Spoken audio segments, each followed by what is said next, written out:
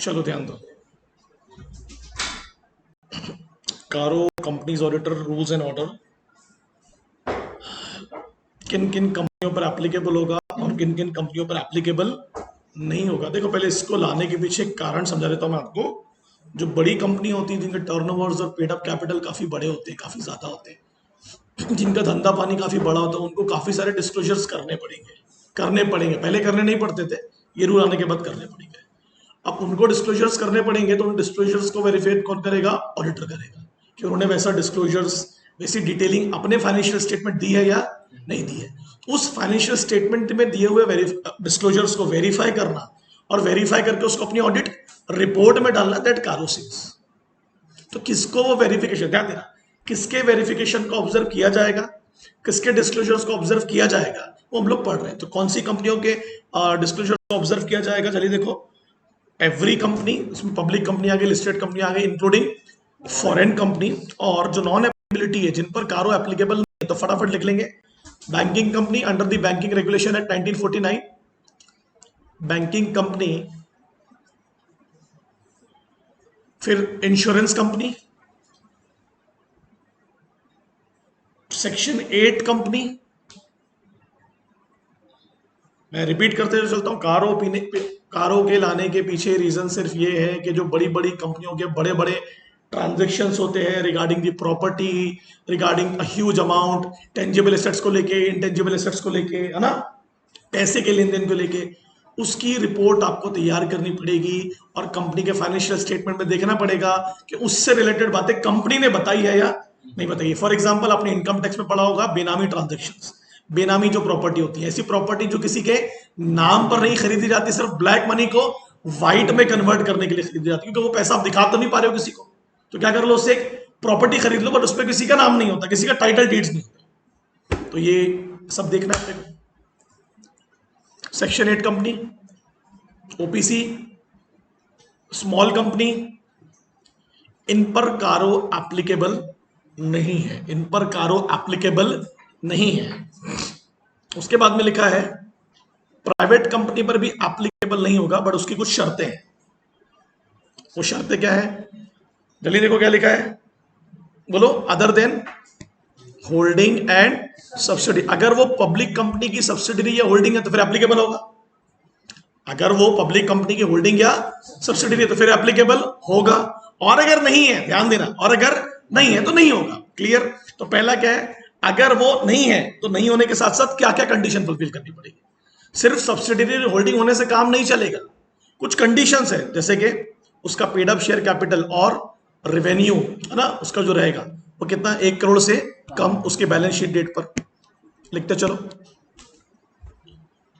उसके बाद में उसकी टोटल बोरोइंग्स किससे, ध्यान देना, specifically bank and financial institution, सिर्फ bank and financial at point of time, उस फाइनेंशियल ईयर में किसी भी वक्त आपने बैंक और फाइनेंशियल इंस्टीट्यूशन से कितना पैसा नहीं लिया है, 1 करोड़ से ज्यादा नहीं लिया है। अगर ये लिमिट क्रॉस होती है तो कारो विल बी एप्लीकेबल, ये लिमिट एक्सीड नहीं करती है तो फिर आपको एप्लीकेबल नहीं होगा। पहला क्या बोला, paid up share capital, revenues, sales, कितना बोलो, जल्दी बोलो, 1 करोड़ से कम बैलेंस शीट डेट तक। फिर टोटल बोरिंग 1 करोड़ से कम, किससे, बैंक्स एंड फाइनेंशियल इंस्टीट्यूशन। और आखिर में जल्दी बोलो क्या लिखा रे बाबा, total revenue less than 10 crore during financial year as per financial statement. Total revenue less than 10 crore, total revenue less than 10 crore.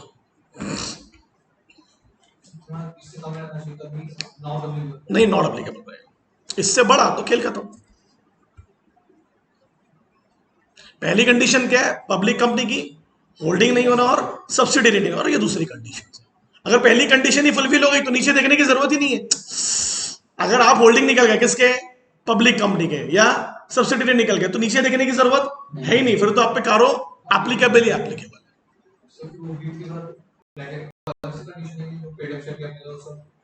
हाँ, अलग से ना कंडीशंस, प्राइवेट कंपनी है ना मेरे भाई, प्राइवेट कंपनियां जो पब्लिक की होल्डिंग और ना होल्डिंग है ना सब्सिडरी है, अगर है, ध्यान देना, अगर है तो ये कंडीशंस फुलफिल करना पड़ेगा। अगर वो पब्लिक की कंपनी की सब्सिडरी होल्डिंग है, क्या लिखा है यहाँ पर, ऐसी प्राइवेट कंपनियां जो बोलो किस पर एप्लीकेबल नहीं होगा, जो जिनका पेड अप शेयर कैपिटल कितना है 1 करोड़ से कम, जिनका बोरिंग कितना 1 करोड़ से कम, या जिनका टोटल रेवेन्यू कितना है 10 करोड़ से, इन पर एप्लीकेबल नहीं होगा कारो। अगर ये 1 करोड़ 10 करोड़ और 1 करोड़ एक्सीड कर दिया तो कारो एप्लीकेबल होगा। तो पहली कंडीशन तो क्या बोला, पहले तुम प्राइवेट कंपनी हो। दूसरी कंडीशन क्या बोल रहा है, तुम पब्लिक कंपनी की ना होल्डिंग हो ना सब्सिडी हो। तीसरी कंडीशन क्या बोल रहा है, ये लिमिट्स को एक्सीड मत कर। अगर ये तीनों कंडीशन तुमने फुलफिल कर लिया तो कारो will not be applicable, will not be applicable.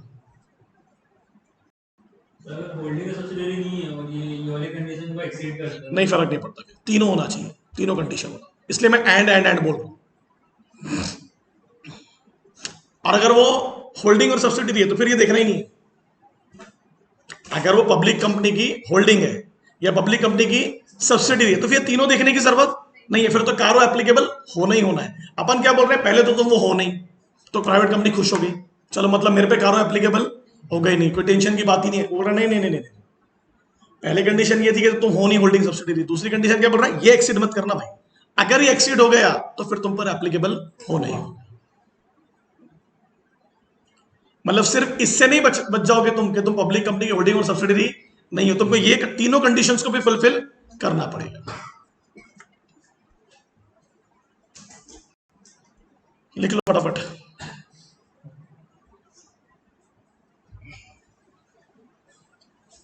अब लिखो, मैं बोलते चलता हूं। प्राइवेट कंपनी पर तब एप्लीकेबल नहीं होगा, पहली तो बात वो प्राइवेट कंपनी होना, फिर वो पब्लिक कंपनी की होल्डिंग और सब्सिडरी नहीं होना, फिर ये तीनों कंडीशंस के रिक्वायरमेंट को एक्सीड नहीं करना है, सिंपल फंडा। और अगर आप पब्लिक कंपनी के होल्डिंग हो या पब्लिक कंपनी की सब्सिडरी हो तो ये तीनों रिक्वायरमेंट देखा ही नहीं जाएगा, देखा ही नहीं जाएगा, आप पर लग जाएगा काम। आ जाइए आप लोग, ऑडिटर की जो रिपोर्ट है उसमें कुछ मुद्दे लिखे जाएंगे पैराग्राफ 3 एंड पैराग्राफ 4 के नाम से। किस नाम से, पैराग्राफ 3 एंड पैराग्राफ 4 के नाम से। पैराग्राफ 3 और पैराग्राफ 4 के नाम से हमको पूरे कारों में पैराग्राफ 3 ही पढ़ना है। पैराग्राफ 4 में जो मैंने यहां लिखा इतना ही से बस, जो मैंने बाजू में लिखा हूं पैराग्राफ 4 में क्या लिखा है, पैराग्राफ 4 में थोड़ा पढ़ेंगे। रीजन दो तुम, एज एन ऑडिटर तुम रीजन दो, तुमने बोलो बोलो अनफेवरेबल और क्वालिफाइड आंसर क्यों नहीं दिया, क्यों नहीं दिया, क्या अरे बोलो अनफेवरेबल नहीं दिया ना, कंपनी ने गड़बड़ की, तो तुमने क्वालिफाइड आंसर क्यों नहीं दिया, अनक्वालिफाइड क्लीन रिपोर्ट क्यों दी, तुमको कारण देना पड़ेगा। अरे if you have submitted a clean report तो you have to justify the reason why company का इतनी क्लीन थी, क्या तुमने अनफेवरेबल और क्वालिफाइड आंसर क्यों नहीं दिए, ये आपको बताना पड़ेगा, जस्टिफाई करना पड़ेगा एज एन ऑडिटर। क्या कंपनी ने कोई गड़बड़ की ही नहीं, क्या कोई भी ऐसे रिमार्क्स नहीं है जो तुम कंपनी को देना चाहते हो, you have given a clean report, no qualification regarding anything, इसलिए reason to stated for unfavourable और क्वालिफाइड आंसर्स नॉट गिवन।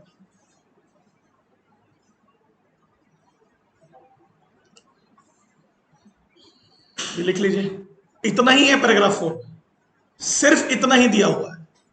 आपको यह कारण बताना होगा आपने ऐसा क्यों नहीं किया, क्या नहीं दिए, अनफेवरेबल आंसर्स और क्वालिफाइड। क्वालिफाइड का मतलब क्या होता है, कंडीशनल एक्सेप्टेंस, मतलब मैं आपकी फाइनेंशियल स्टेटमेंट से सहमत हूं बट मेरे कुछ रिमार्क्स भी हैं उसको लेके, मैं कुछ बातें भी बोलना चाहता हूं।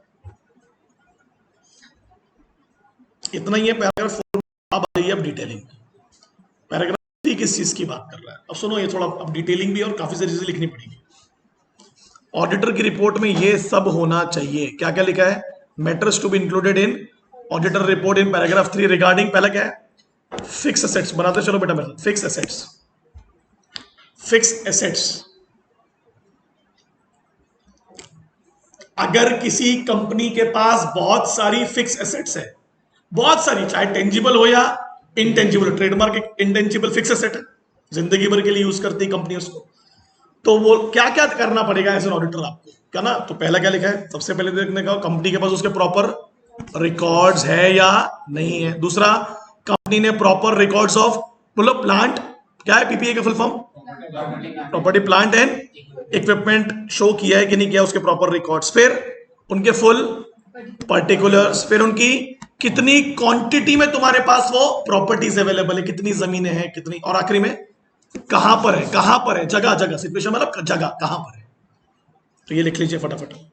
सबसे पहले फिक्स एसेट्स में क्या क्या पढ़े हमने, एडिकेसी ऑफ रिकॉर्ड के अंदर क्या क्या आपने क्या रिकॉर्ड्स मेंटेन की हैं, किसको लेके, जल्दी बोलो, पीपी, जल्दी बोलो, प्लांट, जल्दी बोलिए, पीपी का full form property plant and equipment, उनके फुल पर्टिकुलर्स कितनी क्वांटिटी में है और उनका जगह किधर है, किधर सिचुएटेड है, इंडिया के अंदर है या इंडिया के बाहर है, किधर है।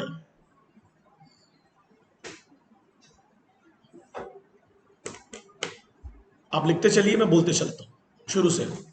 ऑडिटर को अपनी रिपोर्ट में कारों से रिलेटेड कुछ चीजों को डालना पड़ेगा, वो डिटेलिंग पैराग्राफ 3 और पैराग्राफ 4 में दी हुई है।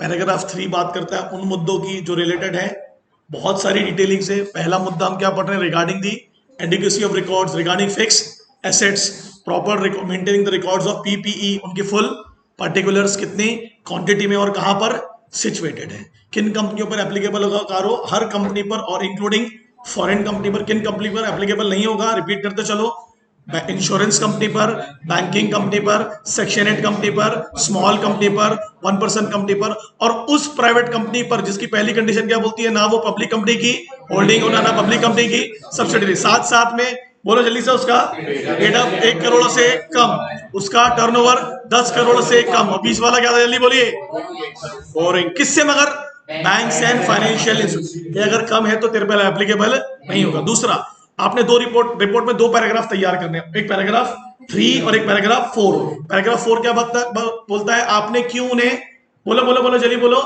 अनफेवरेबल और, जल्दी बोलिए, नहीं, फेवरेबल और अनक्वालिफाइड जो रिपोर्ट है वो क्यों तैयार की, आपको रीजन देने पड़ेंगे। और पैराग्राफ 3 बोलता है डिटेलिंग, क्या किन बातों की बात है, पहला फिक्स एसेट्स की बात कर रहा है, तो फिक्स एसेट्स में एडिक्वेसी पढ़ लिया, फिर maintaining proper records of intangible assets showing full particular. आपने गौर किया, इंटेंजिबल एसेट्स में वो क्वांटिटी की बात नहीं कर रहा है और सिचुएशन की बात नहीं कर रहा है, क्योंकि वो दिखती नहीं है, तो कहां सिचुएट करोगे उसको, लिख लीजिए, maintaining proper records of intangible assets showing the full particular, कितने ट्रेडमार्क है, कितने पेटेंट्स है तुम्हारे पास, कितने सॉफ्टवेयर है, ओके, ये सब कौन सी एसेट्स है, इंटेंजिबल एसेट्स, लिख लेंगे अगर याद रखना होगा तो, trademark, patents, copyrights, software, these are the intangible assets, जिसके सिर्फ डिटेल्स ही हो सकती है, उसकी कोई जगह नहीं हो सकती और उसकी कोई क्वांटिटी नहीं मेजर कर सकते, वो दिखता नहीं है ना।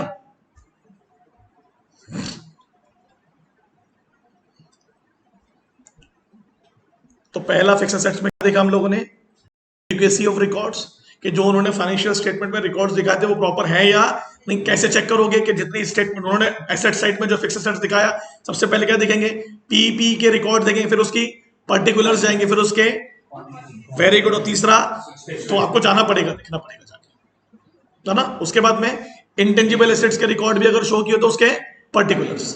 तो पहली चीज क्या देखे अपन लोग ने, पहला हेडिंग क्या पढ़े, एडिक्वेसी ऑफ रिकॉर्ड्स, क्या देखे। अब दूसरी फिक्स एसेट्स में क्या पढ़ेंगे, फिजिकल वेरिफिकेशन, क्या पढ़ेंगे, फिजिकल वेरिफिकेशन। अगर आपको लगता है कि फाइनेंशियल स्टेटमेंट में जो इंफॉर्मेशन है उससे ऑडिटर सहमत नहीं है, उस रिकॉर्ड से ऑडिटर सहमत नहीं है, तो जाके फिजिकली वेरीफाई करो, किसको, फिक्स एसेट्स को, किसको, चलिए पढ़िए फटाफट, whether PP have been physical verified by, बोलो, मैनेजमेंट एट रीजनेबल इंटरवल, क्या मैनेजमेंट ने समय समय पर जाकर उन जमीनों का, उन बिल्डिंग का वेरिफिकेशन किया है या नहीं किया, रेगुलर इंटरवल्स में, रेगुलर इंटरवल्स में, कि जमीन खरीद कर, बिल्डिंग खरीद कर, मशीन खरीद कर, इक्विपमेंट खरीद कर छोड़ दी। तो इस फिजिकल वेरिफिकेशन की क्या होगी, आपके पास में रिपोर्ट होगी मैनेजमेंट के पास में, हाँ भाई हम 3-3 महीने में जाके देखते हैं। और अगर कोई कमियां आपको दिख रही हैं, डिस्क्रिपेंसीज मतलब डेफिशिएंसी वर्ड लिख लेना अगर ये याद नहीं रहा, डिस्क्रिपेंसीज का मतलब होता है डेफिशिएंसी, कमी अगर आपको दिखी तो आपने उसको नोटिस करके वेरीफाई किया है कि नहीं किया। आपने मतलब किसने, मैनेजमेंट ने। कौन पूछ रहा है सवाल, ऑडिटर पूछ रहा है। कौन पूछ रहा है, ऑडिटर पूछ रहा है। डिस्क्रिपेंसीज का आपको अगर वर्ड याद नहीं रहा तो डेफिशिएंसीज, कोई भी मटेरियलिस्टिक अगर तुमको डेफिशिएंसी दिखी, जैसे कि अगर जमीन पर कोई कब्जा हुआ है तो कब्जे की बात तुमने अपने नोटिस में लाइक ही नहीं लाइक और उसको फाइनेंशियल स्टेटमेंट में बताया कि नहीं बताया, क्योंकि वो जानकारी यूजर्स को होना जरूरी है। क्लियर है? If so same have been properly dealt with, अगर ऐसी कोई जानकारी मिली है तो तुमने उसे प्रॉपरली डील किया, या तुमने मतलब कौन? मैनेजमेंट। किसने? मैनेजमेंट।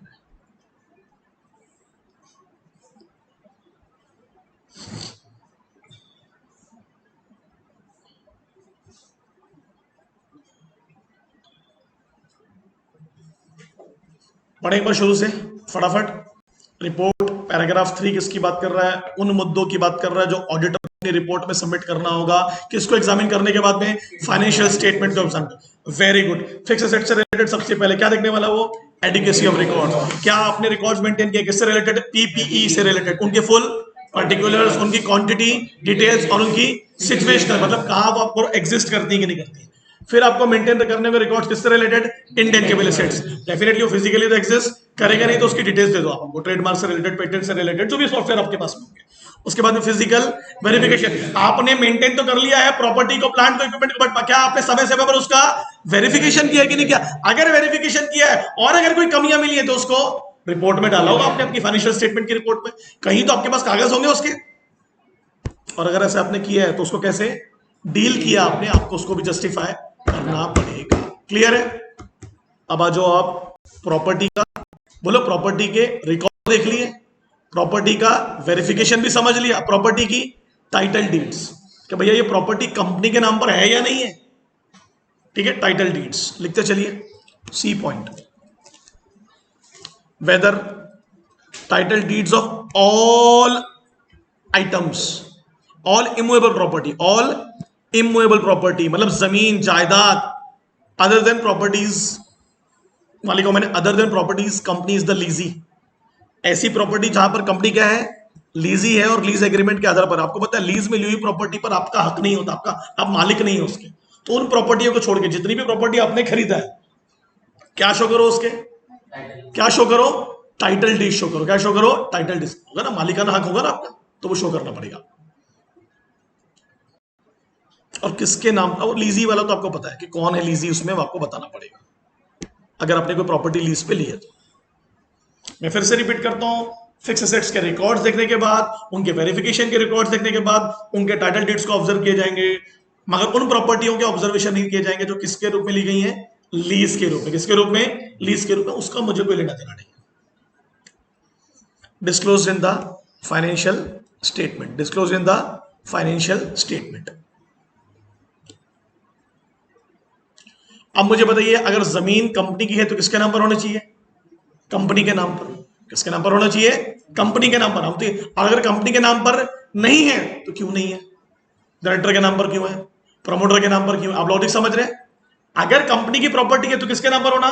कंपनी के नाम पर। अगर कंपनी के नाम पर नहीं है तो क्यों नहीं है? ये कौन पूछेगा? ऑडिटर। किससे? मैनेजमेंट। क्या लिखा पहला? किसके नाम पर होना चाहिए? Held in the name of the company. दूसरा, इफ नॉट, अगर कंपनी के नाम पर नहीं है तो उसकी डिटेल्स देख, फॉर्मेट बना के। वो फॉर्मेट क्या है वो नीचे आपको बनाना पड़ेगा। लिखो चलो कैफ।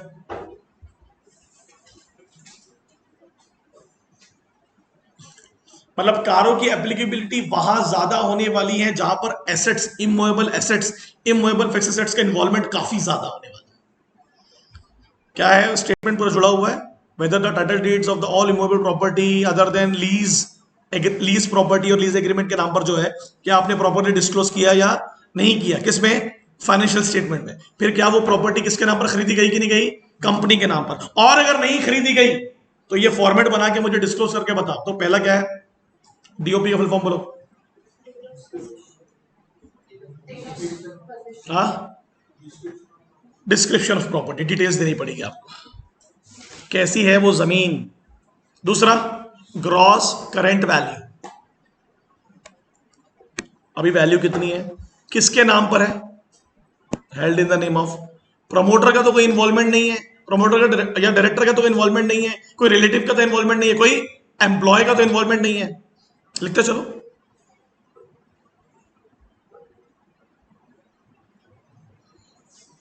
ग्रॉस करंट वैल्यू का मतलब क्या होने वाला है? डिप्रिशिएशन इंक्लूड करके वैल्यू बता। हाँ बताओ। पीरियड हेल्ड, कितने साल तक तुमने अपने पास रखा उसको, उस प्रॉपर्टी को। प्रॉपर्टी के बाद gross current value, current value, current carry, आप जो अभी वैल्यू लेके चल रहा हो, करंट वैल्यू, कैरिंग वैल्यू।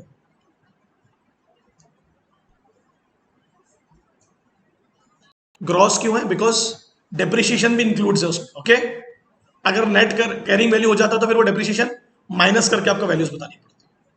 किसके नाम पर आपने खरीदा है? अगर प्रमोटर के नाम पर है या डायरेक्टर के नाम पर है या उसके रिलेटिव के किसी एम्प्लॉय के, तो वो भी बताओ। कितने समय के लिए आपने खरीदा? Period held indicating range when appropriate. और लास्ट में मैंने क्या लिख दिया? Reasons not in the name of company. Reasons, अगर कंपनी के नाम पर नहीं खरीदा है तो क्यों नहीं खरीदा, और अगर कोई डिस्प्यूट था तो वो डिस्प्यूट भी बताना पड़ेगा। अगर कोई डिस्प्यूट था तो वो डिस्प्यूट भी आपको बताना पड़ेगा। अरे यार, sorry, reasons not in the name of company also indicate the dispute regarding the property. अगर कोई डिस्प्यूट था और आपने कंपनी के नाम पर इसलिए नहीं खरीदा क्योंकि सामने वाला क्या बोल रहा था, मैं कंपनी को नहीं बेचूंगा, मैं इंडिविजुअल्स को बेचूंगा, तो कारण बताइए वो डिस्प्यूट क्यों अराइज हुआ।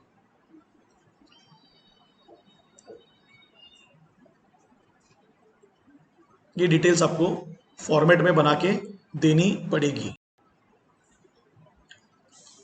जो अभी वैल्यू है फटाफट लिख ली। आपको बोल सकता है एग्जाम में, बताइए डिटेल्स फॉर्मेट बताइए जो फिक्स एसेट से रिलेटेड होगा। कब? मगर अगर कंपनी के नाम पर वो खरीदी नहीं गई है तो आपको ये सब बना के दिखाना पड़ेगा। ठीक है, अब आ जाइए पॉइंट पे। उसके क्या लिखा है? रिवैल्यूएशन। कभी कभी क्या होता है, प्रमोटर्स और डायरेक्टर्स को ऐसा लगता है बैठे बैठे कि यार हमारा धंधा तो बढ़िया चल रहा है, उल्टा साइड यार बड़ी बुरी स्थिति चल रही है, तो चलो बैठे बैठे क्या करते हैं, जिस जमीन को हमने खरीदा उसकी रिवैल्यूएशन निकालते हैं। चलो क्या दिक्कत है उसमें? आसपास में सरकार के अगर कोई डेवलपमेंट प्रोजेक्ट चल रहे हैं तो अपने को लगता है चलो अपना बैठे बैठे अपनी जमीन की वैल्यू निकालते हैं, बिजनेस की वैल्यू निकालते हैं। तो अगर whether company has revalued its PPE including the right to use assets और इंटेंजिबल एसेट्स और बोथ ड्यूरिंग द ईयर, तो वो जो रिवैल्यू है, ध्यान देना, वो जो रिवैल्यू है वो प्रमोटर डायरेक्टर अपने मन से ना करे। अरे जो आप वैल्यूएशन निकालते हो प्रॉपर्टी की, तो प्रमोटर डायरेक्टर को नहीं करना है, किसके द्वारा करवाना है? Registered valuer. तो क्या आपने रजिस्टर्ड वैल्यूअर को यूज किया जिसके पास नॉलेज था उसकी रिवैल्यूएशन का? दूसरा, स्पेसिफाई द अमाउंट, कितना बढ़ा, अगर वैल्यू बढ़ी है तो कितनी बढ़ी, वैल्यू कम हुई तो कितनी कम हुई है। इफ द चेंज इज, बताओ, 10% से ज्यादा है, मतलब क्या लिखा है, 10% से या तो बढ़ा होगा या 10% से कम हुआ होगा। जैसे 1 करोड़ की जमीन है तो क्या होगा, 1 करोड़ 10 लाख आपने रिवैल्यूएशन में दिखाया, भाई 10 लाख से वैल्यू बढ़ गई, या 90 लाख हो गई, 10% से कम हो गई, तो आपको वो अपने फाइनेंशियल स्टेटमेंट में बताना पड़ेगा। और अगर आपने बताया तो फिर मैं अपनी रिपोर्ट में भी उसका जिक्र करूंगा, है ना। कितना परसेंट से? जो भी टोटल वैल्यू है उससे या तो 10% से बढ़ा के आप दिखा रहे हो, 10% से कम करके अगर आप दिखा रहे हो, तो आपको रीजन बताना पड़ेगा ऐसा क्यों। भाई एकदम से तुम्हारी जमीन की वैल्यू रिवैल्यू करने के बाद उसकी टोटल वैल्यू से 10% से बढ़ कैसे गई और 10% से कम कैसे हो गई? 1 करोड़ का एग्जाम्पल दिया, अब आप वैल्यू क्या दिखा रहे फाइनेंशियल स्टेटमेंट, 1 करोड़ 20 लाख, तो कितने परसेंट से बढ़ गई? 20। क्यों, काय को, कैसे निकाला, किसने वैल्यू निकाला, कौन है ये सब, या फिर आप 80 लाख दिखा रहे हो, काय कम दिखा रहे हो, ये आपको रीजंस बताने पड़ेंगे। तो यहां आपके लिए इंपॉर्टेंट क्या है? 10% लिख दीजिए। मोर देन है, वो मोर देन का साइन है, इक्वल टू और मोर देन नहीं बोलते ना, नहीं नहीं नहीं नहीं नहीं, इक्वल और मोर देन, इक्वल, दो साइन है ना वहां पर, एक इक्वल का है, अगर 10% और 10% से ज्यादा, इक्वल और मोर देन, नीचे करो, लिखो।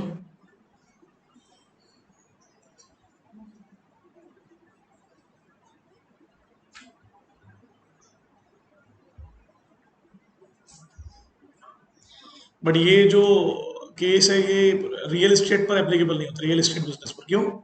उनका तो काम ही यही है ना, उनका तो काम ही यही है, वैल्यूज को कम ज्यादा, समझ रहे हो लॉजिक क्या है?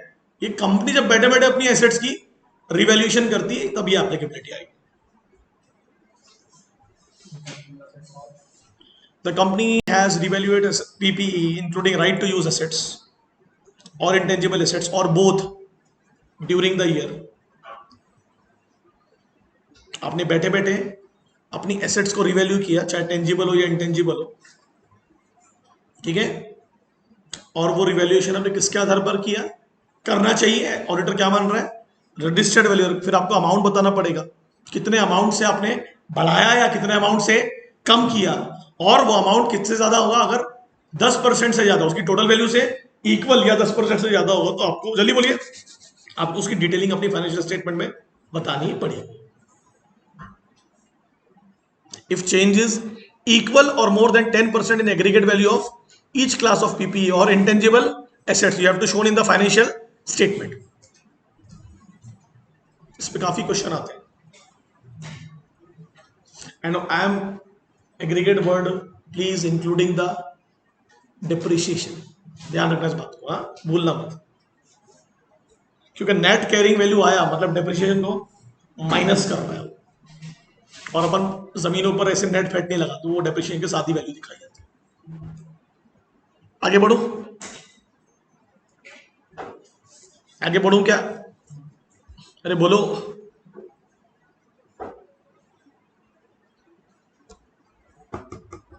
बढ़ू आगे। ये इंडिया में सबसे ज्यादा होता है, जो नेक्स्ट पढ़ाने वाला हूं, क्या लिखा है, प्रोसीडिंग फॉर होल्डिंग बेनामी प्रॉपर्टी। पहले तो तुमने क्या किया है, पहले पर रिपीट करते हो, पहले क्या किया तुमने, तुम्हारे पास तो सबसे पहले फिक्स एसेट्स होगी, तो पहले क्या करना है तुमको, उसके adequacy of records, proper records PPA के मेंटेन करने होंगे। क्या करना होगा, उसकी फुल पर्टिकुलर्स, फिर उसकी क्वांटिटी कितनी है, और फिर लास्ट में सबसे इंपॉर्टेंट क्या है, कहां पर है भाई, और अगर इंटेंजिबल है तो सिर्फ पर्टिकुलर दे दे, बाकी डिटेलिंग की जरूरत दे भी नहीं सकते आप। दूसरा अपन ने बड़ा इंपॉर्टेंट पढ़े क्या, वेरिफिकेशन। भैया रेगुलर इंटरवल्स में क्या आपका मैनेजमेंट जाके देखता था कि वो एसेट्स को सिर्फ खरीदा गया या प्रॉपरली यूज किया जा रहा है या फिर अनयूज्ड है, किसी ने कब्जा तो नहीं कर लिया। तीसरा क्या पढ़े अपन, टाइटल डीड्स, जमीन जो खरीदी वो किसके नाम पर है, डेफिनेटली कंपनी ने खरीदी है तो कंपनी के नाम पर होना चाहिए। अगर कंपनी के नाम पर, तो फॉर्मेट बना के दिखा मेरे को पूरा, पहले डिस्क्रिप्शन दे, कितने की प्रॉपर्टी है, कितनी उसकी वैल्यू है, समझ में आ रहा है ना, कितना उसका साइज है। दूसरा उसकी वैल्यू क्या है, अभी करंट वैल्यू क्या चल रही है उसकी। तीसरा किसके नाम पर है, चौथा डायरेक्टर के नाम पर तो नहीं है, प्रमोटर के नाम पर तो नहीं है, एम्प्लॉय के नाम पर तो नहीं है, या डायरेक्टर के रिलेटिव के नाम पर तो नहीं है। फिर कितने साल के लिए आपने उसे खरीदा है, ठीक है, और लास्ट क्या था, अगर कंपनी के नाम पर नहीं खरीदा है तो क्यों नहीं खरीदा, और अगर कोई डिस्प्यूट चल रहा है तो उससे कारण बताइए क्यों डिस्प्यूट चल रहा है प्रॉपर्टी से रिलेटेड, ठीक है। और डी वाला सबसे इंपॉर्टेंट पढ़ के अपन ने, आपको अगर रिवैल्यूएशन करने की नजर आई, आपने फाइनेंशियल स्टेटमेंट में दिखाया कि आपने अपनी वैल्यू प्रॉपर्टी को रिवैल्यू किया है, तो सबसे पहले क्या बताना पड़ेगा, ये रिवैल्यू किससे पूछ के किया आपने, रजिस्टर्ड वैल्यूअर से। और अगर वो रिवैल्यूएशन की वैल्यू कितनी हो गई आपकी, ग्रॉस प्रॉपर्टी की वैल्यू से 10% या 10% से, तो आपको उसके रीजंस जस्टिफाई करने पड़ेंगे। अब आ जाइए आप लोग बेनामी प्रॉपर्टी की होल्डिंग पर। प्रोसीडिंग का मतलब क्या होता है, लीगल केस चल रहा है आपका, प्रोसीडिंग अगर आपके ऊपर पेंडिंग है, क्या होल्ड करने पर, बेनामी प्रॉपर्टी पर। क्या होल्ड करने पर, अगर बेनामी प्रॉपर्टी पर किसी ने भाई आपने सवाल पूछा तो आप डायरेक्ट बोलना, ऐसी प्रॉपर्टी जो, बोलो किसी के नाम पर, तो ब्लैक को व्हाइट करने के लिए किया जाता है। और नोटबंदी के टाइम पर काफी हुआ, क्या किया लोगों ने, ब्लैक सरकार को नहीं दिखा पा रहे थे तो मैक्सिमम लोगों ने गोल्ड खरीद लिया। अब गोल्ड थोड़ी ना अपने नाम पर खरीदना, किसी बेनामी है ना, प्रॉपर्टी तो बनी ना आपकी, मैक्सिमम लोगों ने क्या खरीद लिया, या तो जमीनें खरीद ली या गोल्ड खरीद लिया। लॉजिक समझ रहे ना, जस्ट टू कि भाई मैं वो काला पैसा दिखाऊंगा इसको, तो कन्वर्ट कर दिया आपने उसको व्हाइट।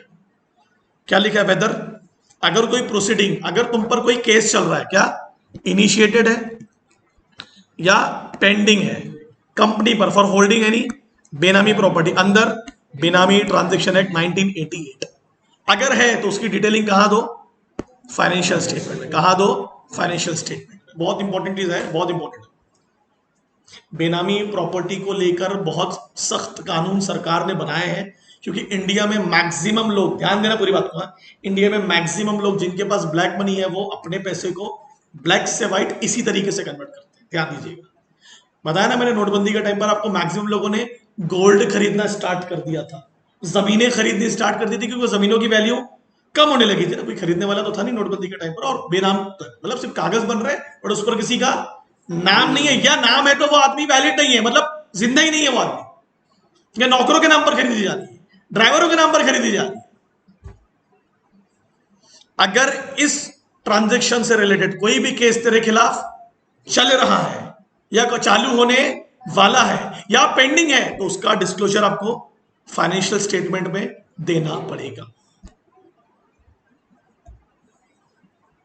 उसका डिस्क्लोजर आपको फाइनेंशियल स्टेटमेंट में देना पड़ेगा।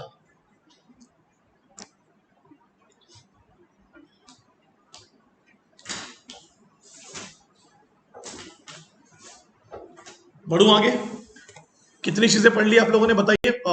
फिक्स एसेट्स फटाफट पढ़ लो।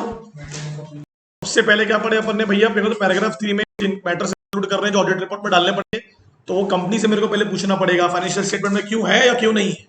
पहला क्या? Adequacy of records regarding fix assets. तो उसमें क्या क्या देखना था? क्या आपने प्रॉपर रिकॉर्ड मेंटेन किए रिगार्डिंग पीपी? पहला उनके पर्टिकुलर्स, फिर उनकी क्वांटिटीज, और तीसरा उनकी सिचुएशन कहां पर एग्जिस्ट करता है, वो इंडिया के अंदर है या इंडिया के बाहर है। दूसरा maintenance of proper records of intelligence, सिर्फ क्या शो कर रहे हैं उनके फुल पर्टिकुलर। फिर उनका फिजिकल वेरिफिकेशन, क्या मैनेजमेंट ने समय समय पर किया या नहीं किया, और अगर करने पर उन्हें कोई मटेरियल डेफिशिएंसीज मिली तो उसका जिक्र आपने फाइनेंशियल स्टेटमेंट में किया या नहीं किया, आपको बता दो। फिर टाइटल डीड, अगर आपने कोई इमूवेबल प्रॉपर्टी को खरीदा है ड्यूरिंग द फाइनेंशियल ईयर, तो किसके नाम पर खरीदा? तो क्या अज्यूम कर रहा है वो? कंपनी के नाम पर होना चाहिए। अगर कंपनी के नाम पर नहीं है तो क्यों नहीं है? तो वो एक फॉर्मेट में आपको पूरी डिटेलिंग देनी पड़ेगी। फॉर्मेट को पूरा रिपीट कर लो। पहला क्या है? Description of property. दूसरा क्या है? उसकी ग्रॉस कैरिंग और करंट वैल्यू। तीसरा क्या है? किसके नाम पर खरीदा। चौथा जल्दी बोलो फास्ट। डायरेक्टर है या फिर प्रमोटर या फिर रिलेटिव या फिर एम्प्लॉयज। फिर indicating the range of the period, कितने समय के लिए आपने उसे खरीदा, और अगर कंपनी के नाम पर नहीं खरीदा क्यों नहीं खरीदा, और अगर कोई डिस्प्यूट चल रहा है तो कारण बताइए। उसके बाद में रिवैल्यूएशन किया आपने किसकी? अपनी इमूवेबल प्रॉपर्टी की या मूवेबल प्रॉपर्टी की, आपने जो भी वैल्यूएशन किया होगा इमूवेबल प्रॉपर्टी की स्पेशली, तो वैल्यूएशन कौन करना चाहिए? रजिस्टर्ड वैल्यूअर करेगा। और वैल्यूएशन का अगर अमाउंट कितना आया ग्रॉस वैल्यू से 10% या 10% से, तो क्या करना पड़ेगा आपको? फाइनेंशियल स्टेटमेंट में डिस्क्लोज करना पड़ेगा। और अगर नहीं किया, जैसे मेरे को फाइनेंशियल स्टेटमेंट दिख रहा है, क्या दिख रहा है? क्या दिख रहा है कि भाई जो वैल्यू है वो 10% से ज्यादा, तो उसकी डिटेलिंग आपको देनी पड़ेगी ना, क्यों और काय को। और लास्ट क्या पढ़े? प्रोसीडिंग फॉर होल्डिंग में। अगर आपने कोई बेनामी प्रॉपर्टी होल्ड करके रखा था या रखे हो या रखे करने वाले हो, तो अगर उससे रिलेटेड किसी प्रकार के लीगल प्रोसीडिंग आपके खिलाफ की जा चुकी है या पेंडिंग है, तो उसकी डिटेल्स आपको अपने फाइनेंशियल स्टेटमेंट में देनी पड़ेगी। क्लियर है? अब आ जाइए आप लोग नेक्स्ट, इन्वेंट्रीज।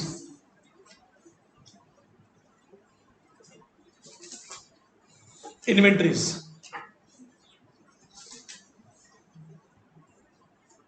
ठीक है।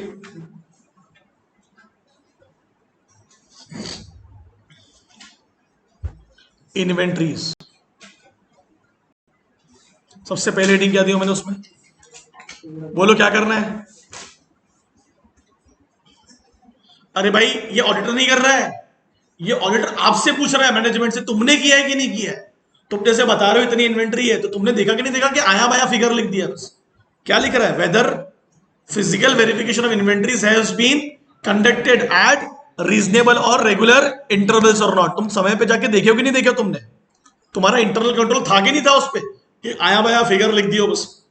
फिर बाय मैनेजमेंट। दूसरा, in the opinion of auditor the coverage and procedure of such verification by management is approve. मतलब कितनी बार गए और कितनी इन्वेंट्री को कवर किया, क्या सैंपल देखे या फुल वेरिफिकेशन किया, होता है ना, कितना कवर किया। अगर 1 लाख की इन्वेंट्री थी तो कितनी इन्वेंट्रीज को कवर किया।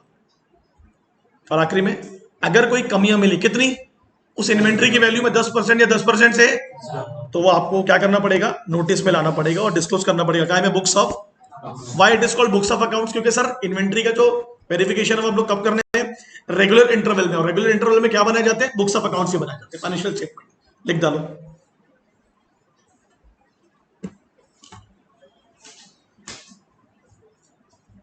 जैसे मैं भी कुछ चीजों को अंडरलाइन कर रहा हूं, हाईलाइट कर रहा हूं, तो आपको भी वही चीजें हाईलाइट करनी है कि वो एग्जाम के टाइम पर आपको काम आ जाए।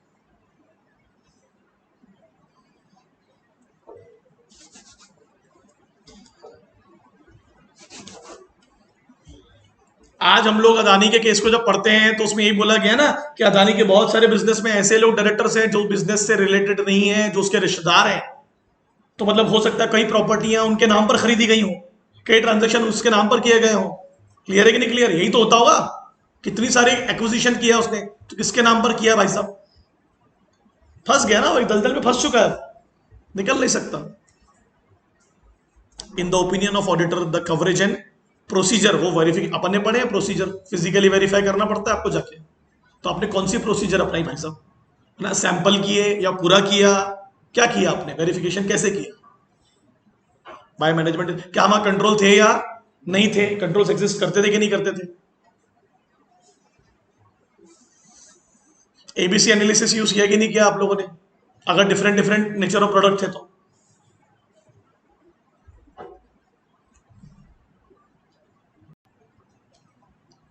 Any discrepancies या deficiencies of 10% or more in aggregate for each class of inventory were noticed.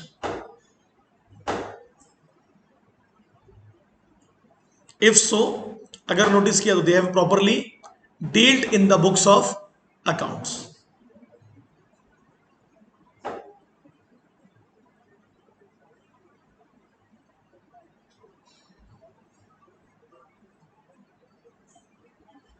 चलो आगे बढ़ो, क्या नेक्स्ट? क्वार्टरली रिटर्न और statement file with banks and financial institution है। मैंने फाइनेंशियल एफआई लिखना था, मैंने एफएस लिखा। इन्वेंट्री का पार्ट, इन्वेंट्री पार्ट से कुछ अलग आएगा तो दिख जाएगा।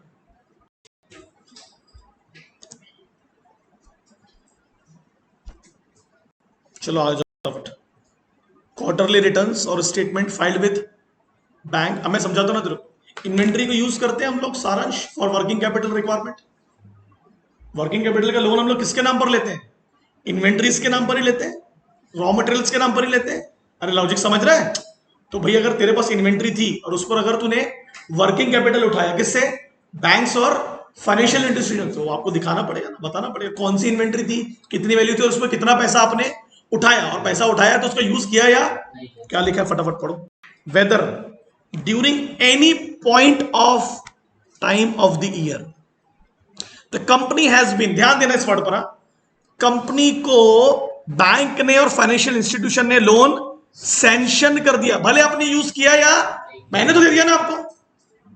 वो क्या बोल रहा है, बैंक ने क्या बोला, ऑडिटर क्या बोल रहा है कंपनी को, तुमको सैंक्शन हुआ, अब बैंक के पास से तुमको लोन मिल चुका है, अब तुमने यूज किया या नहीं किया, मेरे को उसकी डिटेलिंग चाहिए।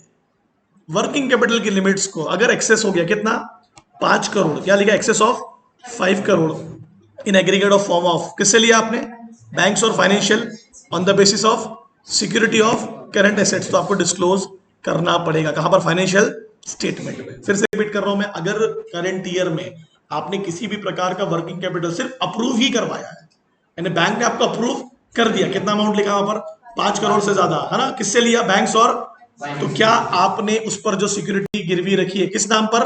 करंट एसेट्स के नाम पर, उसका डिस्क्लोजर है या नहीं? अगर वर्किंग कैपिटल तुमने लिया है तो कुछ ना कुछ तो गिरवी रखा होगा ना, लिखते चलो।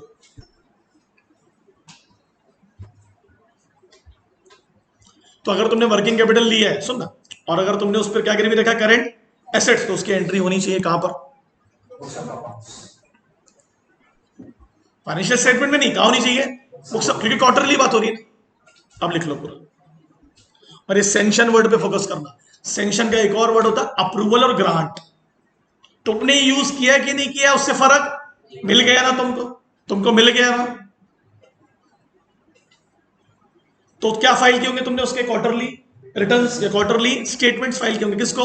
बैंक्स और फाइनेंशियल स्टेटमेंट्स इंस्टीट्यूशंस को। तो उसकी डिटेलिंग दिखा दो तुम मेरे को। तो ये लोन का पूरा अमाउंट कहां देखोगे आप? एफएस में। एफएस की डिटेल कहां से चेक कर रहे हो आप? बुक्स ऑफ अकाउंट से। क्लियर है कि नहीं?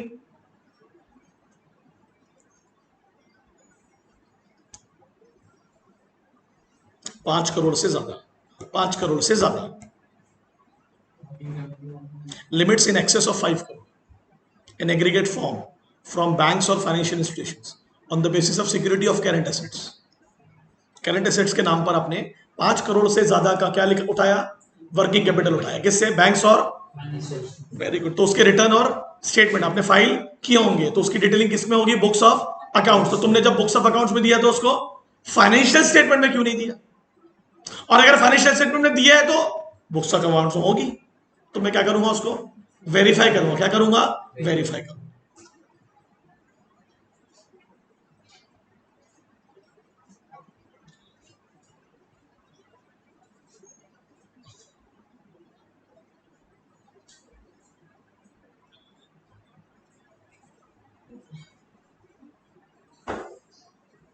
बढ़ू आगे।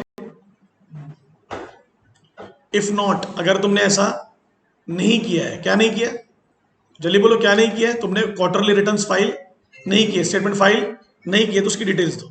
ऐसा क्यों नहीं किया आपने? ऐसा क्यों नहीं किया?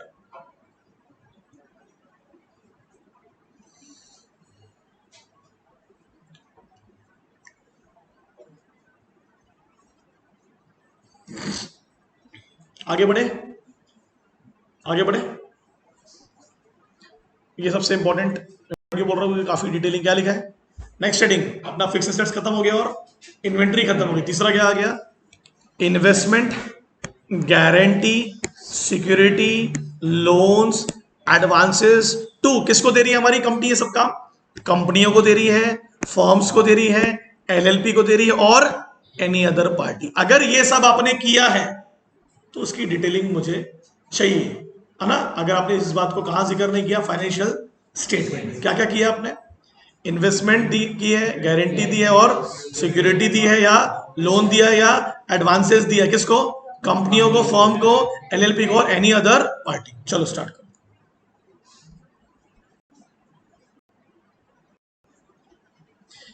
Where during the year the company has provided, मैं पढ़ते भी चलता हूं आपके साथ। क्या क्या दिया है कंपनी ने? Loans and advances. अब तुम या लोन दो या एडवांसेस दो, उसका नाम हमेशा लोन ही होता है। तुम लोन के रूप में दो पैसा या एडवांसेस, उसकी एंट्री हमेशा लोन के ही नाम से होगी। जस्ट बिकॉज वो टाइम पीरियड में अलग होता है, इसलिए हम उसको एडवांसेस बोलते हैं। आपको पता है ना, ओवरड्राफ्ट इज योर एडवांस, है तो लोन ही ना एक प्रकार का। Cash credit is your advance, but है तो लोन ही ना एक प्रकार का। Discounting bill of exchange is an advance, but वो एक प्रकार का लोन ही है ना। तो अगर आपने किसी भी प्रकार का लोन दिया और एडवांस दिया, किस फॉर्म में? लोन के फॉर्म में, या गारंटी के फॉर्म में, या सिक्योरिटी के फॉर्म में, टू अदर एंटिटी। मैंने क्या लिख दिया हूं? ये किस पर एप्लीकेबल नहीं है? Not applicable to companies whose principal business to give loans. जिसका बिजनेस ही क्या है, तो फिर उससे क्या को पूछेंगे? तो काम धंधा ही वही है ना उसका। पर अगर तुम्हारा बिजनेस लोन देने का नहीं, और तुम भगा भग लोन देते यार, किसको? फर्म्स को, एलएलपी को, तो उसके तुमको रीजंस बताने पड़ेंगे। लिखते चलो, लिख लो,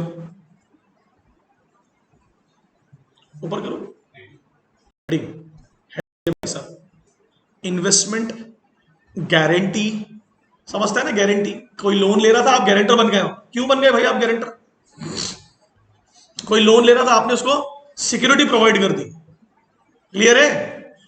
लोन दे दिया, एडवांसेस दे दिया, वहां पर उसके कहने पर इन्वेस्टमेंट कर दी। क्यों किया? अगर किया तो डिटेल कहां है उसकी? दिक्कत था ना वो, वहां दिक्कत है। करने पर दिक्कत नहीं है, करने के बाद नहीं बताने पर दिक्कत है। ये आप समझो इस बात को ना। लिख लिए? ये लिखे, चलो ये लिखो। Whether during the year the company has provided loans and advances in the nature of loans, stood guarantee or security to other entity, not applicable to companies whose principal business to give loans। ये rule उन पर applicable नहीं होगा जिनका धंधा ही क्या है, loan देने का। मतलब कौन सी कंपनी होंगी? लोन कंपनीज होंगी, इन्वेस्टमेंट कंपनीज होंगी। होती है ना, नाम होता है ना, लोन कंपनीज, इन्वेस्टमेंट कंपनीज, का काम ही वही होता है। स्टूड गारंटी, आप गारंटर के तौर पर खड़े हैं उसके साथ। अगर आपने ऐसा किया है, अगर ऐसा आपने किया है, तो ऑडिटर क्या बोल रहा है मैनेजमेंट को? किया है तो कोई दिक्कत नहीं है, मगर मगर मगर देखो इंडिकेट करना पड़ेगा। क्या? कितना अमाउंट दिया। फिर जब तेरी इस साल की बैलेंस शीट क्लोज हुई तो कितना अमाउंट बाकी है जो तेको उनसे लेना है, आउटस्टैंडिंग बैलेंस। क्लियर है कि नहीं? और लास्ट में, with respect to such loans and advances and other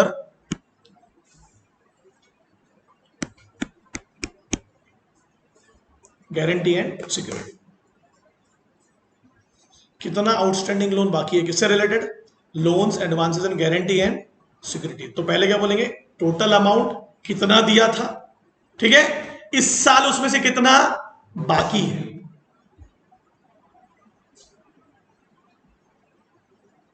आपने एक चीज गौर किया, वह हेडिंग में कितनी चीजें लिखी और देखो मैंने यहां पर विद रिस्पेक्ट टू में क्या क्या लिखा, गौर करो। विद रिस्पेक्ट टू मैंने 4 नाम लिखे, क्या क्या? लोन के रूप में कितना अमाउंट दिया था और कितना बाकी है, एडवांस के रूप में कितना अमाउंट दिया था और कितना बाकी है, गारंटी के रूप में कितना अमाउंट दिया था और कितना बाकी है, एंड आखिरी में कौन सा गायब है? देखो इन्वेस्टमेंट का कैसा होगा ना, वो तो इन्वेस्टमेंट मिल जाएगा ना बाद में, रिटर्न्स मिलेंगे ना उसके, तो समझ रहा है क्या? उसका आउटस्टैंडिंग बैलेंस से क्या लेना? पहले टोटल अमाउंट, फिर बैलेंस शीट जब क्लोज हुई तो उस साल का बैलेंस कितना बचा है, वापस मिला कि नहीं मिला भाई सब कुछ, किस रूप में पैसा दिया था आपने, लोन्स के रूप में, एडवांस के रूप में, गारंटी के रूप में और सिक्योरिटी के रूप में। क्यों पूछ रहे अपन ये कंपनी से, बोलो? क्योंकि ये तुम्हारा काम नहीं है और तुम ऐसा कर रहे हो, तो कारण बताओ। तुम्हारा काम ही नहीं है, प्रिंसिपल बिजनेस ही नहीं। आगे बढ़ू, किसको दिया? सब्सिडरी, जॉइंट वेंचर, एसोसिएट्स, लिख लो। हाँ, to subsidiary, joint venture and associates. और अदर देन अगर कोई और कंपनी भी है तो वो भी बताना पड़ेगा, other than these 3। To subsidiary, joint venture and associates, और अदर देन कोई और कंपनी इनके अलावा, तो उसके रीजंस बताने पड़ेंगे, क्यों और काय को। जैसे कोई सरकारी कंपनी होता है ना, सरकार आपके पास अगर आपकी कोई गारंटी चाहिए, आपका बड़ा नाम है, मदद करिए आप, है ना?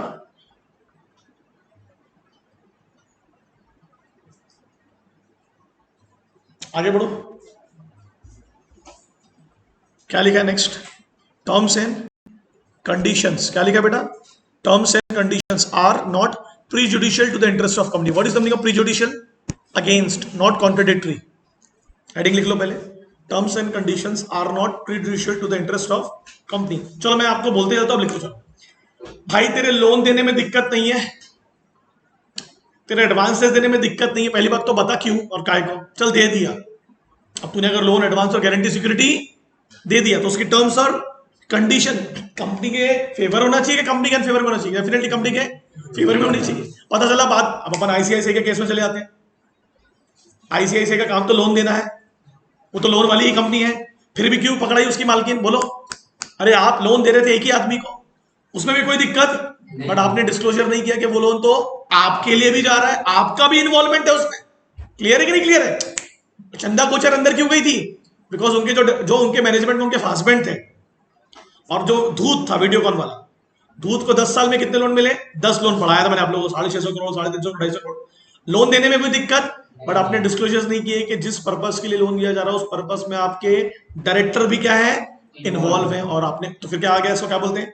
Conflict of interest. क्या बोलते हैं? आपका भी तो वहां पर आ गया ना इंटरेस्ट, फिर आपको बताया क्यों नहीं आपने इस बात को? क्या कर दिया उनको, उनके पद से हटा दिया गया। पढ़िए क्या लिखा है, टर्म्स और conditions are not prejudicial to the. तो आईसीआईसीआई में जो हरकतें हो रही थी वो जुडिशियल थी कि प्रीजुडिशियल थी? प्रीजुडिशियल थी ना। आज अगर नहीं रोकते तो अगले बार वो अपने घर वालों को लोन देते। अरे अपन ने तो पढ़े हैं शुरू से ऑडिट में ये चीज, आईसीआईसीआई का जो केस पढ़ा है तो मैंने आप लोग, क्या लिखा पढ़ो, investment made, guarantee provided, security given, and the terms and conditions of all grant, of all loans, advances in the nature of loans and guarantee provided are not prejudicial to company interest। तू कुछ भी कर भाई, तू loan दे, तू advance दे, तू guarantee दे, तू security है, उससे कंपनी को नुकसान नहीं होना चाहिए, उससे कंपनी को नुकसान नहीं होना चाहिए।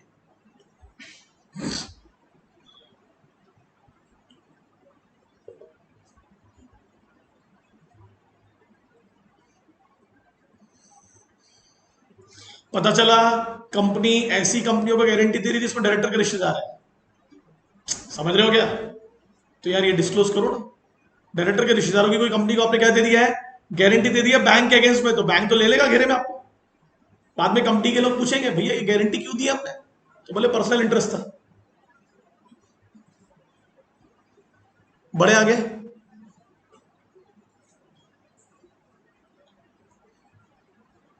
क्या लिखा है, क्या डिटेलिंग मांग रहा है ऑडिटर, बोलो मैनेजमेंट से।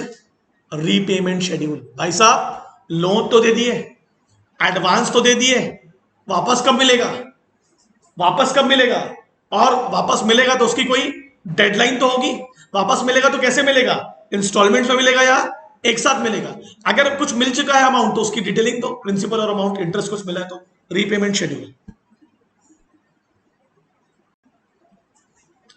इन respect of loans and advances, in the nature of loan, guarantee वापस नहीं मिलती ना, सिक्योरिटी, सिक्योरिटी और गारंटी लोन थोड़ी ना है, वो तो लोन के लिए दिया हुआ गारंटी है।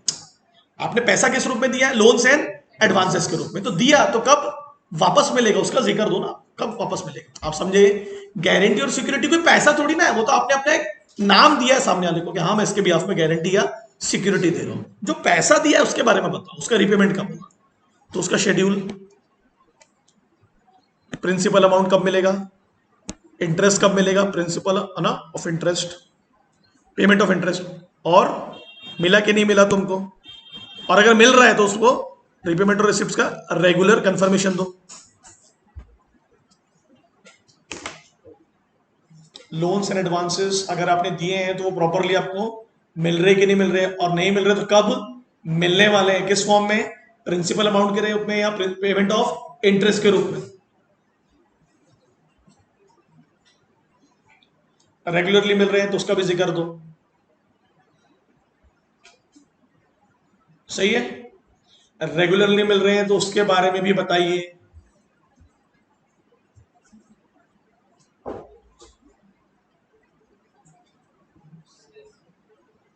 क्या बोल रहा है Kaif, schedule of repayment of principal and payment of interest have been given or not।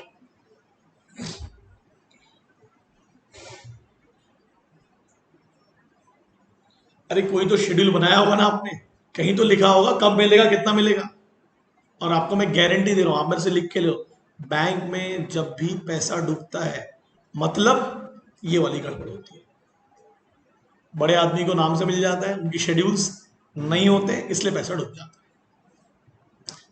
और क्वेश्चन आपको इस पे नहीं आएगा, क्वेश्चन आपको इस पे आएगा। क्या लिखा है, आपने पैसा दिया किस रूप में, लोन से, ओवरड्यू हो गया, ओवरड्यू मतलब डेट आ गई है डेट, तो क्या बोल रहा है, if the amount is overdue, तो कितना ओवरड्यू हुआ वो स्टेट कर, फाइनेंशियल स्टेटमेंट में जिक्र करो, फिर टोटल अमाउंट जो ओवरड्यू हुआ फॉर मोर देन 90 डेज अगर हो चुका है तो स्टेट करना पड़ेगा, और वो अमाउंट को रिकवर करने के लिए आपने कौन सी रीजनेबल स्टेप्स उठाई आप बताइए। फिर से रिपीट कर रहा हूं, क्या डेट आ चुकी है, कोई दिक्कत नहीं है, मगर डेट के बाद और कितने दिन हो गए, 90 दिन से, तो वो 90 दिन में तुमने कोई रीजनेबल स्टेप्स लिए या नहीं लिए, ये तुमको बताना पड़ेगा। तो ओवरड्यू होने पर दिक्कत है या 90 दिन से ज्यादा होगा तो उस पर दिक्कत है, 90 दिन से ज्यादा और स्टेप्स ना लेने पर दिक्कत है।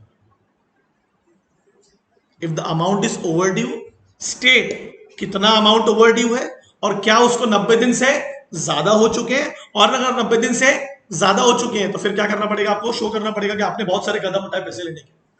क्लियर है, तो कदम क्या उठाए, तो क्या कैसे कैसे प्रूफ करोगे, अरे बहुत सारे नोटिस भेजे यार लॉयर के थ्रू, तो प्रूफ करना पड़ेगा आपको, तो लीगल कंप्लायंसेस शो करने पड़ेंगे।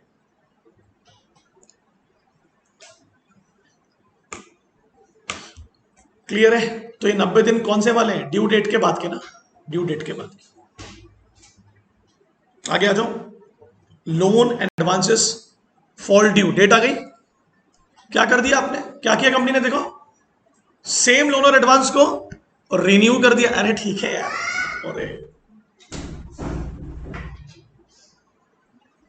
रिन्यू कर दिया, क्या होता है रिन्यू का मतलब, सेम आदमी के नाम पर और टाइम पीरियड दे दिया, एक्सटेंड कर दिया। रिन्यू का एक और नाम क्या है, एक्सटेंशन दे दिया, फर्क सिर्फ इतना है कि रिन्यू में हो सकता है आपने इंटरेस्ट रेट्स को कम कर दिया हो, एक्सटेंडेड में क्या हो गया आपने टाइम को बढ़ा दिया, और लास्ट में लिखा है सेटल कर दिया। व्हाट इज सेटल्ड, तो अगर आपने ऐसा किया है, अगर आपने ऐसा किया है तो आपको डिटेलिंग देनी पड़ेगी, किस रूप में, कितना अमाउंट था, कितना अमाउंट फॉल हुआ, फिर कब रिन्यू किया, फिर एक्सटेंड किया क्या तूने, और ये वाला सबसे इंपॉर्टेंट है, क्या किया मालूम, क्या सुनना, fresh loan granted to settle the overdues of existing loan given to same parties. What is that mean? ये सिमरन मेरे पास आती है, सर मेरे को लोन चाहिए, मतलब ऑलरेडी लोन दिया आपको, सुनना पड़ेगा, आप मुझे लोन तो दीजिए, उससे मैं पैसे कमा के आपको वापस करती हूँ, तो मतलब लोन चुकाने के लिए एक और लोन दिया। समझा मैंने क्या बोला? तो अगर ऐसा किया है तो आपको उसके बारे में बताना पड़ेगा, और ऐसा बहुत होता है इंडिया में, पैसे डूबते इसलिए। विजय माल्या एक बार थोड़ा ना गया होगा ना, क्या बोला होगा? अदानी क्या बोलेगा? अदानी का 90% धंधा काय पे? लोन पे। 95% धंधा अपना एफपीओ तक वापस ले लिया उसने। तो क्या करता है बैंक से? क्या लेगा? फ्रेश लोन देगा कि आप दो तो मैं देखो कैसे पैसा वापस करता हूं। आप तो पुराना ऐसा भी तो नहीं किया ना आपने। क्लियर है कि नहीं? इसलिए अदानी की रिपोर्ट में क्या लिखा था, इंडियन रिपोर्ट में क्या लिखा था कि भाई लोन ही लोन लिया जा रहा है और पुराने लोन चुकाए नहीं आप। Fresh loan granted to settle the overdues of existing loan, लिख लो, ऑफ सेम पार्टीज। ऊपर वाला लिखे, ऊपर वाला लिखो। तो पहले बात तो करंट ईयर की बात हो ना, उसका करंट ईयर में उसकी ड्यू डेट आ गई। क्यों? फिर ड्यू डेट को आपने क्या किया? रिन्यू किया, फिर एक्सटेंड किया, और कैसे सेटल किया बोलो?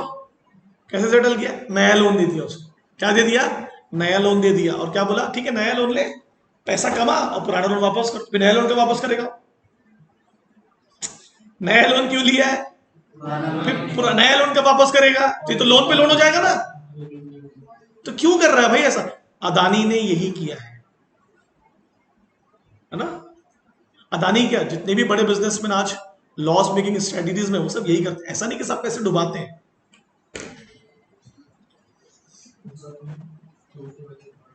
Fresh loan granted to settle the overdues of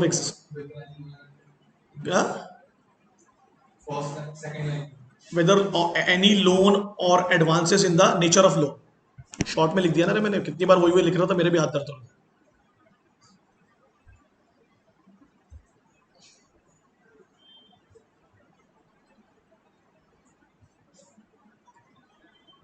ठीक है, ठीक है क्या?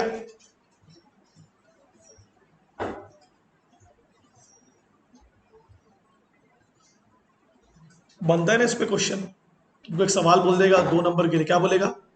एज एन ऑडिटर बताओ कि जब लोन्स और एडवांसेस का ओवरड्यू आता है और अगर उसे सेटल कर दिया गया, एक्सटेंड कर दिया गया और रिन्यू कर दिया गया, तो कौन कौन से सवाल तुम्हारे दिमाग में आएंगे? तो क्या क्या सवाल आएंगे? उस साल कितना लोन और एडवांस ड्यू पड़ा, फिर तुमने रिन्यू किया या नहीं किया, तुमने एक्सटेंड किया या नहीं किया, और अगर तुमने फ्रेश लोन दिया है तो क्यों दिया है, किस पर्पज के लिए दिया है? पुराने लोन को चुकाने के लिए। तो ऐसा क्यों किया भाई साहब? आगे बढ़ू। अच्छा मैं तुमसे एक सवाल पूछता हूँ, तुम लोग आईपीओ के बारे में पढ़ते हो? आईपीओ क्यों लेते हैं हम लोग? सर धंधा करने के लिए ना।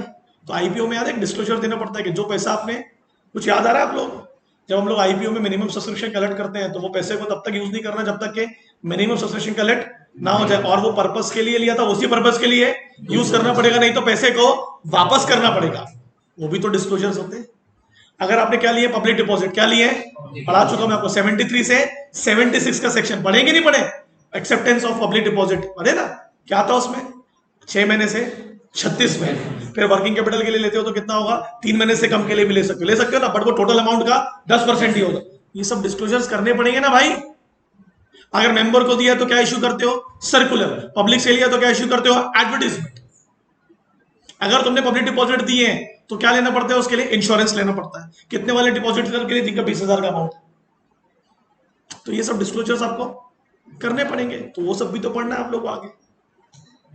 क्लियर है? अब आ जाओ आगे। अगर ऐसा किया है, इफ सो, तो स्पेसिफाई कि टोटल अमाउंट कितना था, फिर परसेंटेज में बता पूरा अमाउंट। किसके परसेंटेज में? टोटल लोन और एडवांसेस ड्यूरिंग दैट ईयर। अगर तूने लोन को बोलो रिन्यू किया तो क्या अमाउंट में कोई चेंजेस लाया क्या? फिर एक्सटेंड किया तो अमाउंट को बढ़ाया कि नहीं बढ़ा? भाई एक्सटेंड टाइम दे रहा ना तू, इंटरेस्ट बढ़ाया कि नहीं, कि कम कर दिया है? या फिर अब तूने नया लोन दिया तो क्यों दिया, काय को दिया? वो डिटेल आपको देनी पड़ेगी, डिटेलिंग आपको देनी पड़ेगी।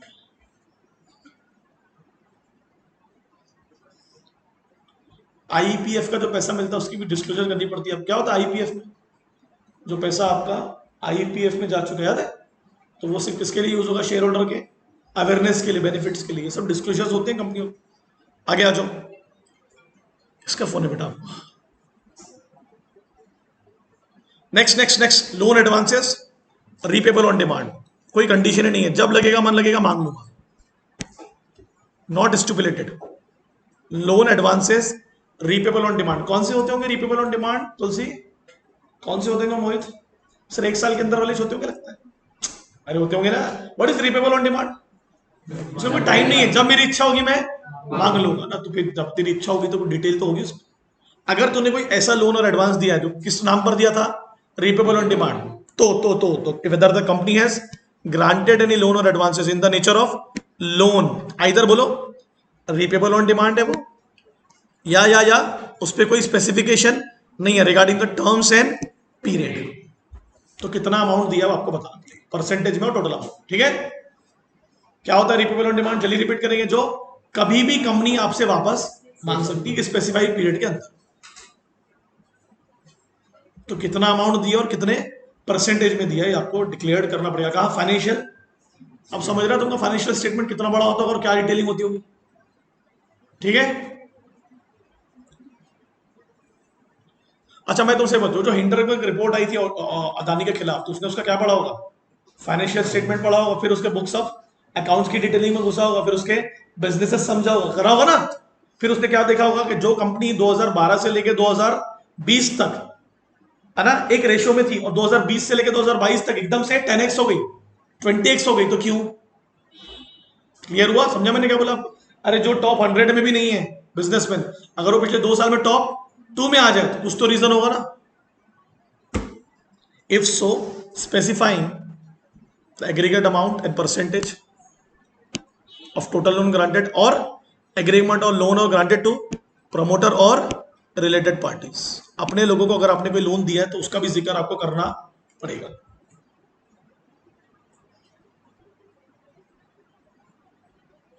जो मैंने हेडिंग दी वो भी आप हेडिंग दे दो, चलिए स्पेसिफाइंग एंड ऑल दैट। क्या करूं? किसको ऊपर? अच्छा ये नहीं लिखे?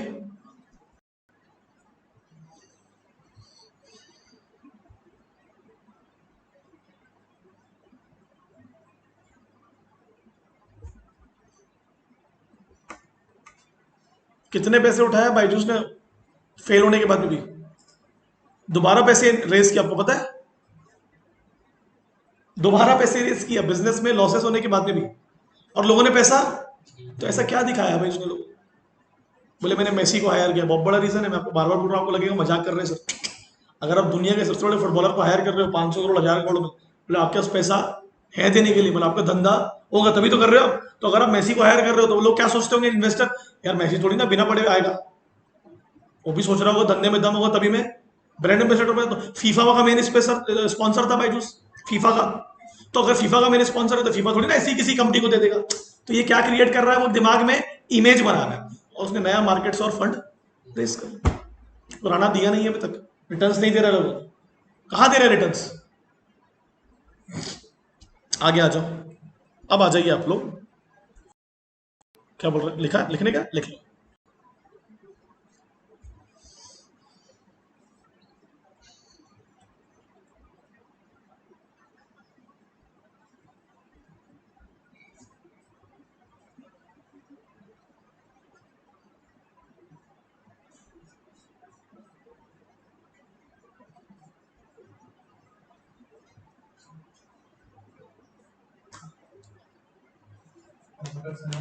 प्रोमोटर्स एंड रिलेटेड पार्टीज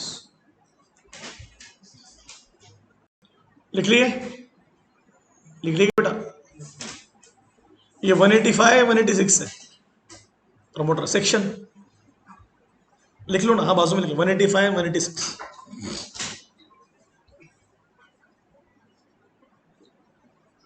अगर इनको पैसा दिया है तो बताओ क्यों दिया और काय को दिया। अब आ जाइए आप लोग।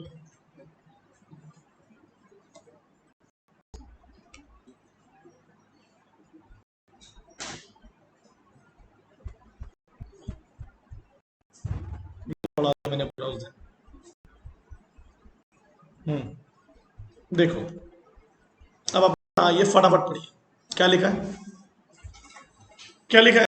अगर तुमने कोई लोन गारंटी इन्वेस्टमेंट सिक्योरिटी दी किसको, अरे बढ़ो ने, बढ़ो ना, 185 मतलब पढ़ा दिया। आगे दूसरा पढ़ते चलो कैफ भाई, कम ऑन नो यार जल्दी, क्या लिखा है नेक्स्ट से पढ़ने का है। देखो मैंने क्या क्या अंडरलाइन किया। अगर तूने कोई डिपॉजिट लिया है कौन से सेक्शन के अनुसार, 73 to 76, तो अगर तुमने वो रूल्स फॉलो नहीं किए, वो स्टेट के क्या क्या रूल्स फॉलो नहीं किए, क्या है, कौन सी एसेट्स गिरवी रखते हैं अपन लोग, टेंजिबल एसेट्स गिरवी रहती है डिपॉजिट्स के लिए।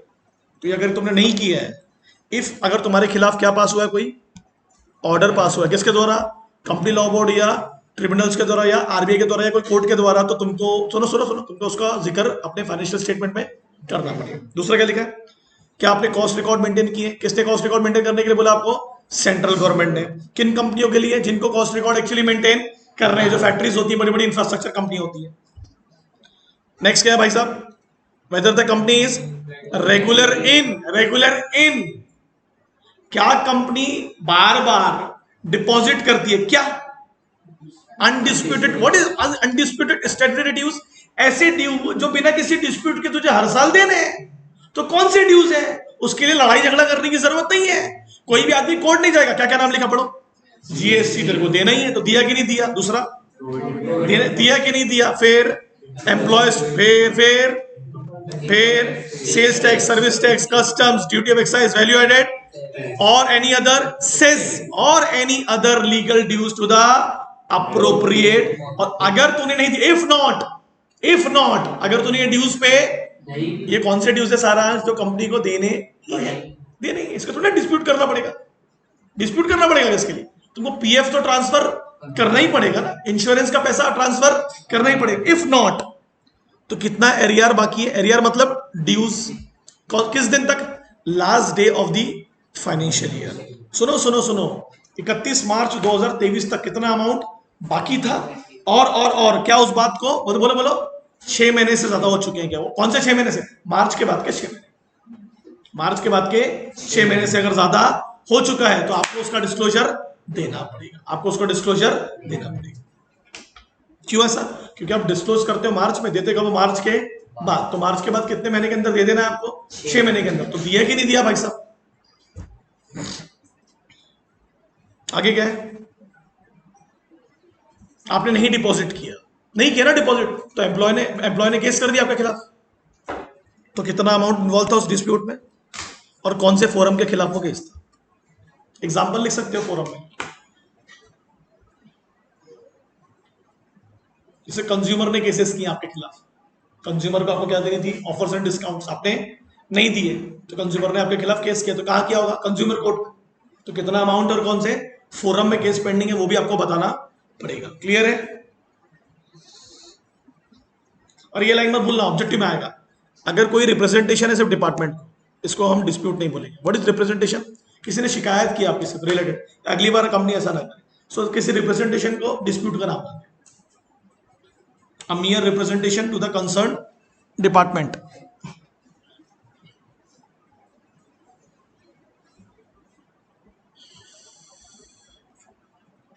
हेलो, क्यों, चलो ठीक है ना, कोई बात नहीं, कोई दिक्कत, ठीक है, हाँ, आगे आ जाओ, क्या लिखा है, whether any transaction not recorded, कहां नहीं रिकॉर्ड किया आपने, बुक्स ऑफ अकाउंट तो साल भर बनाते हैं बैठ के, साल भर बनाते हैं ना, साल भर का रहता है, हैव बीन सरेंडर्ड एंड, अब मैं समझाता हूं आपको, जब छापा पड़ता है ना बड़े बिजनेसमैन क्या, जो साल के 5 करोड़ कमा रहा है, बट बुक्स ऑफ अकाउंट्स में उसकी एंट्री, मगर अब साल के अंत में आ गए इनकम टैक्स वाले, या आने वाले हैं, फट गई उसकी, समझ में आया मैंने क्या बोला आपको, फट गई उसकी, तो उसने डर में, डर ऐसी होती मांडवली, आपको पता है, इनकम टैक्स डिपार्टमेंट वाले यही बोलते, देख भाई, या तो तू अंदर जाएगा या सेटलमेंट कर। कैसा सेटलमेंट, कितनी इनकम दिखाता है तू, सर 10 लाख, कितनी दिखानी चाहिए सर, 3 करोड़, सर 2.5 करोड़ दिखा, खत्म, 50 लाख का तेरे को हमने सेटलमेंट दे दिया। तो हमने डर में क्या कर दिया, जो चीजें बुक्स ऑफ अकाउंट्स में नहीं रिकॉर्ड की थी वो किसके सामने सरेंडर कर दी, बताओ, टैक्स असेसमेंट अथॉरिटीज, दिख रहा है क्या? अरे बराबर है कि नहीं? और मगर उसका जिक्र आपने कहा नहीं किया, बोलो जल्दी बोलो, बुक्स ऑफ अकाउंट्स में, तो आपको अनरिकॉर्डेड इनकम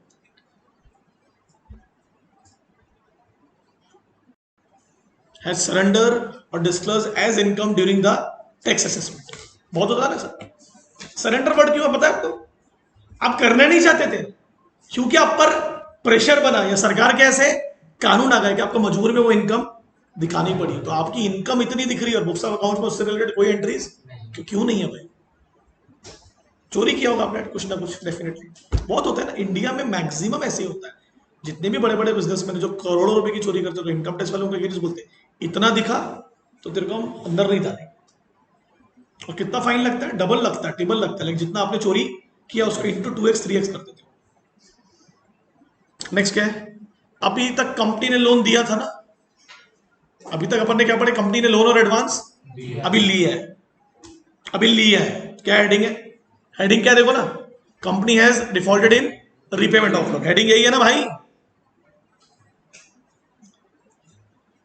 डिफॉल्ट तो सबको पता है यार, ये तो इजी चीजें थोड़ा बतानी है। अदर बोरोइंग्स और इन द पेमेंट ऑफ, ना साला लोन वापस किया, ना कोई बोरोइंग वापस की, ना किसी प्रकार का इंटरेस्ट पे किया। अगर आपने ऐसा किया, इफ यस, तो कितने समय के लिए वो लिया था और कितना अमाउंट आपने डिफॉल्ट किया, किस फॉर्मेट में बताना है आपको, बताओ क्या लिखा पहला? बोरोइंग इंक्लूडिंग लोन के रूप में लिया, एडवांसेस के रूप में लिया। दूसरा किससे लिया? बैंक से लिया के फाइनेंशियल, तो उसका नाम कौन सा बैंक है, कौन सा फाइनेंशियल। तीसरा अमाउंट नॉट पेड ऑन, क्या पूरा अमाउंट पे नहीं किया या फिर कुछ अमाउंट पे नहीं किया। चौथा वो अमाउंट किस रूप में पे नहीं किया, प्रिंसिपल के रूप में या इंटरेस्ट के। पांचवा कितने दिन डिले हो गए देने से। और लास्ट में रिमार्क्स आ सकता है ना फॉरवर्ड बनाने के लिए। बोलेगा बता अगर कंपनी ने पैसा डुबाया, किसका? लोन का या प्रिंसिपल अमाउंट का, तो कौन सा फॉर्मेट तैयार करके देना पड़ेगा। और ये क्या लिखा है? तो आपके ये तो सबसे इंपॉर्टेंट चीज है हमारे देश में। क्या लिखा है? वेदर द कंपनी से डिक्लेयर्ड विलफुल, ये वो कंपनी है जो जानबूझ के लोगों के पैसे डुबा। किसने डिक्लेयर किया उसको? बैंक ने और किसी लेंडर। तो उसका भी जिक्र आपको अपनी रिपोर्ट में करना पड़ेगा। अपनी मतलब कौन? कंपनी को पहले जिक्र करना पड़ेगा, फिर ऑडिटर चेक करेगा कि इन्होंने जिक्र किया है या ठीक है। Wilful, what is wilful defaulter? जो जानबूझकर पैसे लेके डुबाने का ही काम कर। आगे आगे आगे आगे आगे आगे, सिर्फ हेडिंग पढ़ते चलो। अगर आपने लोन लिया किसके लिए? पर्पस के लिए, तो वही पर्पस के लिए वो यूज हुआ है या नहीं हुआ, या आपने उसको कहीं और डाइवर्ट कर दिया। लिया आपने जमीन के लिए, खरीद लिया आपने कुछ कंप्यूटर, लॉजिक समझ रहा है? अगर डाइवर्ट किया उस लोन को तूने, तो उसका रीजन देना पड़ेगा। उसके बाद शॉर्ट टर्म लोन लिया और उसको लॉन्ग टर्म पर्पस के लिए यूज कर लिया, what is that mean? Cash लिया, मशीन खरीद लिया उससे, अरे ये क्या बात हुई? तुमने क्या बोला था कि तुमने वर्किंग कैपिटल का लोन लिया, उससे क्या करोगे तुम? पैसे बना के बेचोगे, क्लियर है ना? और वो पैसे को साल भर में वापस कर दोगे। अमेरिका में क्या हुआ चलो बताओ?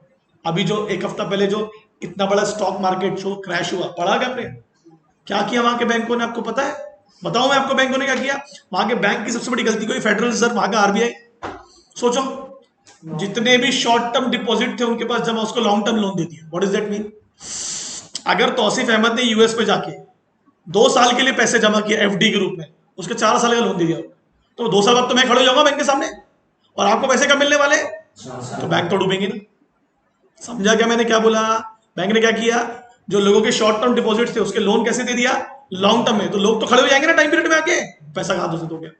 तो जिसको दिए हो वो भी वापस, और जिसको चाहिए उसको भी आप वापस। बैंक हो गया क्रैश, तो बैंकिंग सिस्टम पूरा कोलैप्स हो गया। समझा मैंने क्या बोला आपको? और किसको लोन दे रहे थे मालूम? बोलो डॉट कॉम कंपनियां। What is dot com company? मैंने फाउंडेशन में पढ़ाया, स्टार्टअप्स। ये है वो पैसा शॉर्ट टर्म का और यूज उसका लॉन्ग टर्म। आगे, weather the company has taken any funds from any entity person और अकाउंट टू मीट द, बोलो बोलो बोलो, किसके किसके खर्चे के लिए लिया लोन तुमने? सब्सिडरीज, एसोसिएट और जॉइंट वेंचर। अंडरलाइन, जैसे जैसे मैंने अंडरलाइन किया ना आप करते चलो, जैसे जैसे मैंने अंडरलाइन किया। आगे पढ़ो बेटा। Weather the company has raised loan during the year on the, क्या गिरवी रखा आपने, सिक्योरिटी, इन इट्स सब्सिडरी की सिक्योरिटी, जॉइंट वेंचर की और एसोसिएट की। लोन खुद के लिए और सिक्योरिटी किसकी, इन तीनों की। आगे, ये तो मैंने पढ़ा दिया आपको यार। अगर आपने किस रूप में लोन लिया है, आईपीओ में, उसमें डेब्ट के ऊपर डिबेंचर लिख दो, डिबेंचर भी इशू कर सकते हैं ना आईपीओ में अपन। तो जिस पर्पस के लिए लोन लिया उसी पर्पस के लिए खर्च किया कि नहीं किया जैसे आपने बोला हमको आईपीओ क्यों चाहिए, नया बिजनेस के लिए, बट आपने नए बिजनेस में उसको यूज किया ही नहीं, तो गलत किया ना आपने, फिर आईपीओ वाले के साथ धोखा कर दिया। क्या हुआ, क्यों वापस किया दानी ने, एफपीओ वापस किया ना, क्यों किया, क्योंकि लोगों को लगा कि भाई ये तो धंधे कर रहे ही नहीं है, तो सिर्फ क्या कर रहे हैं, बैठ के एक्विजिशंस कर रहे हैं, वापस करना पड़ा ना पूरा पूरा। आगे क्या लिखा है, पढ़ो ना यार, ये तो आप सिर्फ मैंने 2 सेक्शन अंडरलाइन किए। क्या लिखा है, प्राइवेट प्लेसमेंट और राइट इशू, देखो सेक्शन वही है। अरे 42 क्या है, प्राइवेट प्लेसमेंट है, 62 क्या है, राइट इशू है। तो अगर तुमने ऐसा कोई पैसा लिया है और अगर उसको वापस नहीं किया है, या वो पर्पस के लिए जो लिया था अगर वो पर्पस फुलफिल, तो रीजन बताओ। अपन राइट इशू क्यों लेते हैं, फर्दर इन्वेस्टमेंट। अपन प्राइवेट प्लेसमेंट क्यों लेते हैं, कि अपन कम लोगों से ज्यादा पैसे ले सके। उसमें 2 लोग नहीं ना होते, कौन कौन, एम्प्लॉयज और क्वालिफाइड इंस्टीट्यूशनल बायर्स, वो लोग नहीं। आगे, अगर किस कंपनी ने उस साल किसी प्रकार का फ्रॉड की है, या कंपनी के साथ फ्रॉड हुआ है, या तो कंपनी ने की है या फ्रॉड हुआ है, तो क्या आपने उस चीज को जिक्र किया, नोटिस डाला उसका, बताया आपने कितना फ्रॉड हुआ और कितने अमाउंट का फ्रॉड हुआ, दिख रहा है सब लिखा हुआ। अगर आपने फ्रॉड किया है तो वो तो बताना ही पड़ेगा, और अगर आपके साथ फ्रॉड हुआ है वो भी बताना पड़ेगा। आगे क्या है, ये एडीटी 4 नहीं आऊंगा मैं, Alfiya Alfiya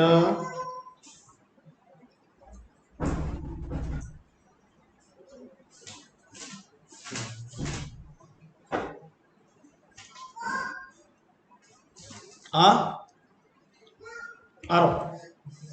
what is ADT 4, come on buddy, reporting on fraud, very good. तो कौन रिपोर्ट करेगा, वहां लिखा क्या, पढ़ो, where any report under subsection 12 of 143 of the company that has been filed by the auditor, बोलो ADT 4 as within 60 days. वहां लिखा नहीं है, मैं बताता हूँ। तेरे को फ्रॉड नॉलेज में आया तो तेरे को अगले 60 दिन के अंदर ये फॉर्म में डिटेल्स फुलफिल कर दी। अरे जैसे तेरे को आज पता चला कि कंपनी ने फ्रॉड किया है, किसको, ऑडिटर को, तो तुम किसी को तो बताओगे ना, किसको बताओगे, जो ऑथोरिटीज होंगी। तो कितने दिन के अंदर बताओगे, फ्रॉड पता चलने के 60 दिन के अंदर। कौन सा फॉर्म फिलअप करके, एडीटी फॉर्म लिख देना विद इन 60 डेज।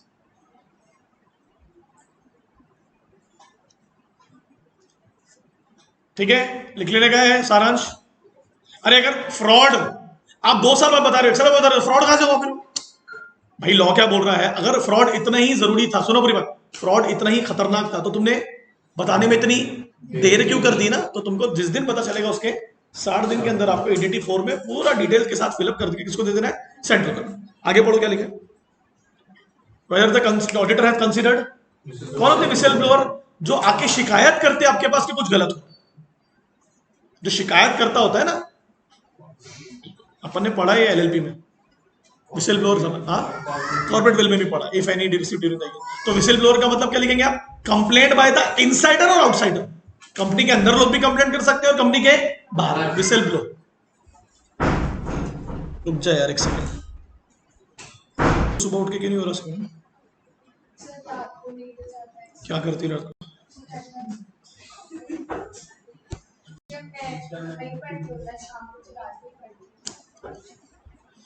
क्या लिखा भाई, अगर कोई निधि कंपनी है तो उसने कंप्लाइड किया है कि नहीं, किससे related, net own funds to deposit कितना, ओन फंड्स कितना है और डिपॉजिट कितना है, कौन से रेशो में, 1:2। मतलब शेयर कैपिटल कितना भाई सबका, प्रमोटर कैपिटल 1 है और डिपॉजिट कितना है 20। आपको पता है इसके लिए ऐसा क्यों, बोलो ना भाई, निधि कंपनी है ना भाई, ये अपने मेंबर से डिपॉजिट लेती है ना, तो ये रेशो मेंटेन करना पड़ता है। ये चलती किससे है, मेंबर्स के डिपॉजिट से। आगे, whether the Nidhi company has maintaining 10% अनएंकम्बर्ड, अनएंकम्बर्ड का मतलब क्या होता है, नॉट हैविंग एनी सिक्योरिटी, ऐसे ड्यूज जिस पर कुछ गिरवी नहीं है, अनसिक्योर्ड लिख लो, अनसिक्योर्ड। टर्म डिपॉजिट्स, कितना कितना कितना टर्म डिपॉजिट रखा है? 10% अनसिक्योर्ड टर्म डिपॉजिट्स। क्या फुलफिल करने के लिए बोलो? लाइबिलिटी है।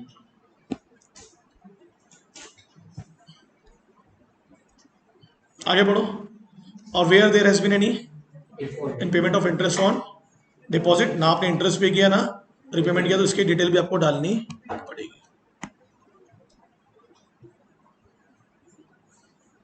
पढ़ो क्या लिखा है next. Whether all transactions with the in compliance with section, ये पढ़ते हैं अपन डिटेल में बाद में थोड़ा सा, और आपको उसको डिस्क्लोज करना है काय पे? Financial statement. रिलेटेड पार्टी का अलग ही टॉपिक है ना, उसको पढ़ते हैं बाद में।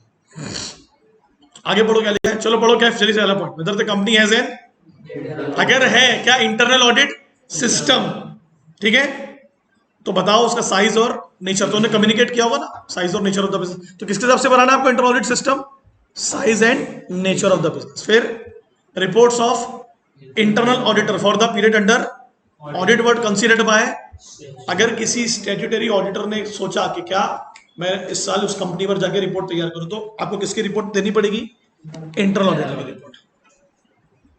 आपको तो पता है ना, स्टैट्यूटरी ऑडिटर्स हर कंपनी के ऊपर नहीं जाते। कौन सी कंपनी पे जाएंगे? पब्लिक कंपनी पर। किस पर? Public. Weather the company has entered into any, अगर ये आपने बता दिया तो मान जाऊंगा मैं, स्वेट इक्विटी शेयर में पढ़ाया मैंने आपको। कम ऑन यार, ये तो हद हो जाएगी। सर्विस ले लेते हैं, जैसे आपको शेयर्स दिया या कुछ दिया है ना, अरे भाई कैसा डायरेक्टर को बोला या पर्सन को बोला, उससे कनेक्टेड क्या कि आप हमारे यहाँ पर वैल्यू एड करिए, हम आपको बदले में कुछ सर्विसेज देंगे, नॉन कैश ट्रांजेक्शंस, है ना, कुछ फ्री में दे देंगे। जैसे कि एग्जांपल दे दूंगा, इससे रिलेटेड नहीं, बड़ी एग्जांपल, मेरे यहाँ पर ऊपर टावर लग रहा है जियो का, काम चल रहा है ना, जियो वाले को वाईफाई लगाना है, उसको चाहिए था घर जो सेंटर होगा, अपन ने अपना घर दे दिया, और मेरी प्रॉपर्टी यूज कर रहा है, तो मैंने बोला मेरे को फ्री में इंटरनेट चाहिए। भाई मेरे यहाँ पर टावर लग रहा है तो मैं तो कुछ तो लूंगा ना, तो वाईफाई कब से बोलेगा मेरे को, क्या बोलते हैं उसको, राउटर, लाइफ टाइम फ्री। तो क्या लिया मैंने उससे? नॉन कैश ट्रांजेक्शन ही हुआ ना, मतलब किससे किससे किससे किससे जुड़ा है? डायरेक्टर और उससे रिलेटेड पर्सन, यानी relative.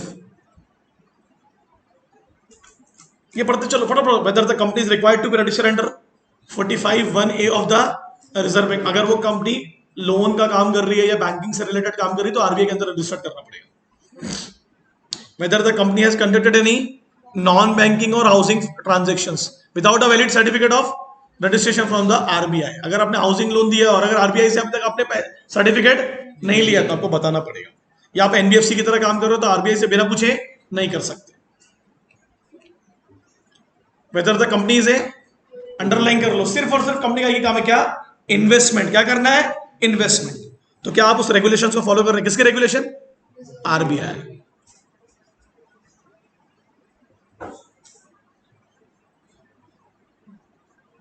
Whether the group has more than one CIC as a part of a group, if yes, indicate the number of, अगर क्या कोर इन्वेस्टमेंट कंपनियां एक से ज्यादा है तो उस ग्रुप में कितनी कंपनियां, आपको वो भी बताना पड़ेगा, इन्वेस्टमेंट कंपनीज।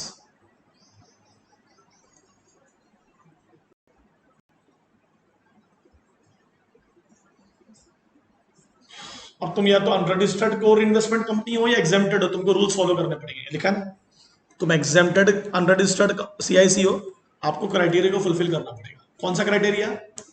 जो आरबीआई देगा। कौन देगा? आरबीआई देगा।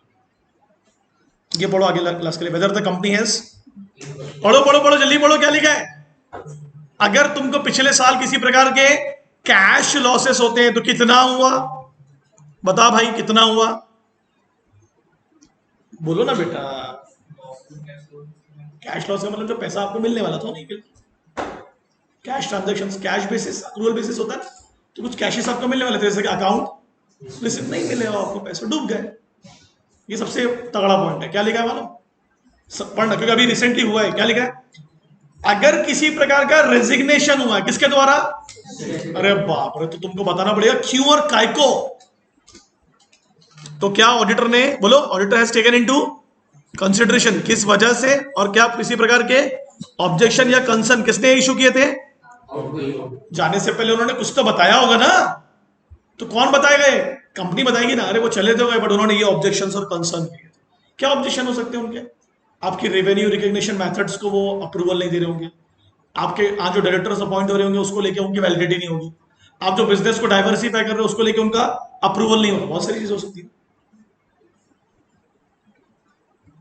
क्लियर है?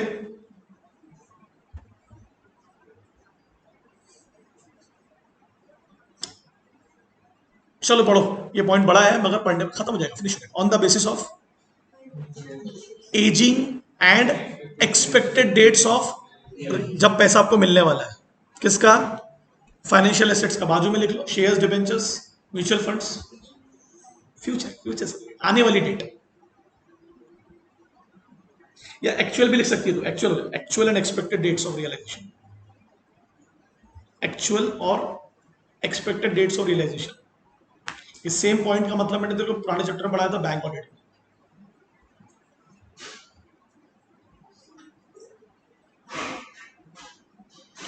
फाइनेंशियल लेवरेज पढ़ते हो ना? फाइनेंशियल लेवरेज पढ़े हो ना? डेब्ट इक्विटी रेशियो पढ़ते हो कि नहीं पढ़ते हो?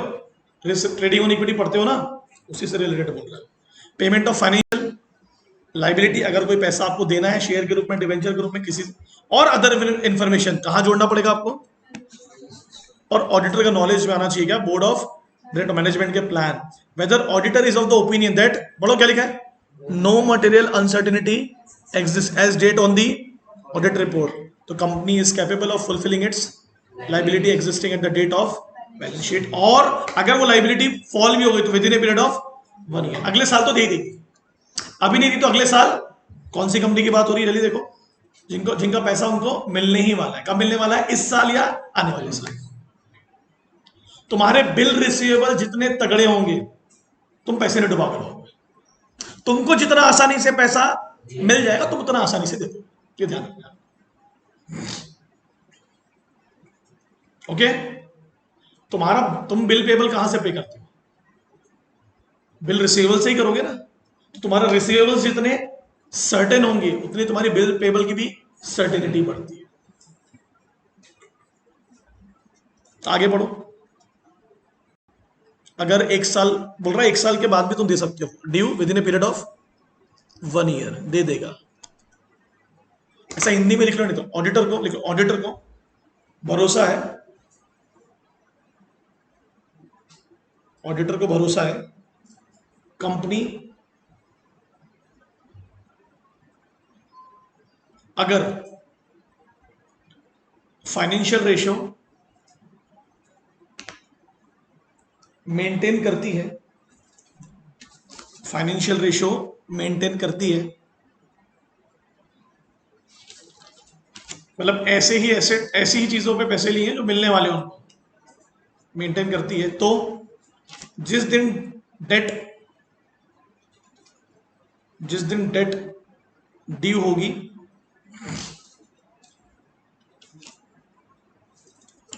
उस वक्त अगर नहीं दिया,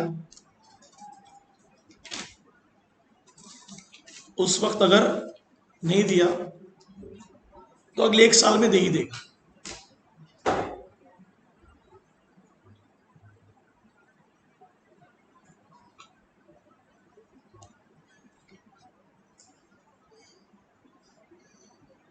नेक्स्ट पढ़ो क्या लिखा है, A point, whether in respect of other than the company has transferred.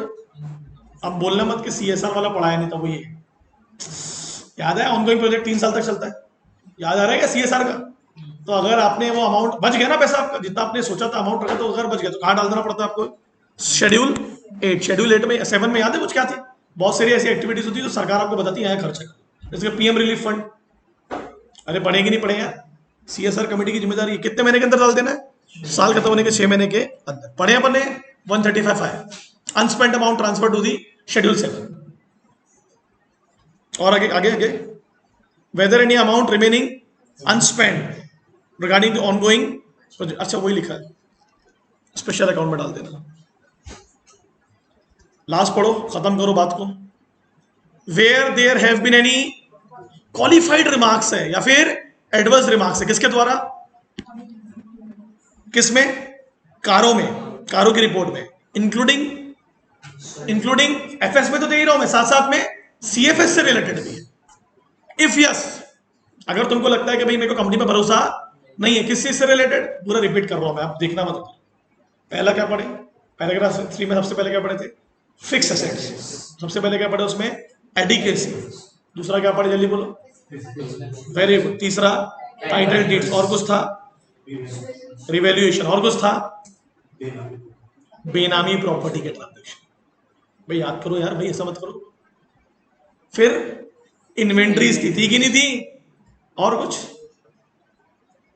Loan, advances, guarantee, security, investment to the companies, to the firms, to the LLP और एनी अदर। पढ़े हो ना भाई, ऊपर जितना पढ़े उससे रिलेटेड बात कर रहे हैं ना। अगर क्या दिया ऑडिटर ने आपको, एडवर्स रिमार्क, एडवर्स मतलब it's not good for a company, it is not good for a company. Byju's को एडवर्स ही मिलने वाले थे, बच गया वो, बच गया हुआ, इसलिए तो सवाल पूछा था एमसीए ने, सेबी ने, भैया क्यों नहीं दिया आपने एडवर्स रिमार्क, उसके लिए दोबारा से 18 मंथ का एक्सटेंशन दिया गया।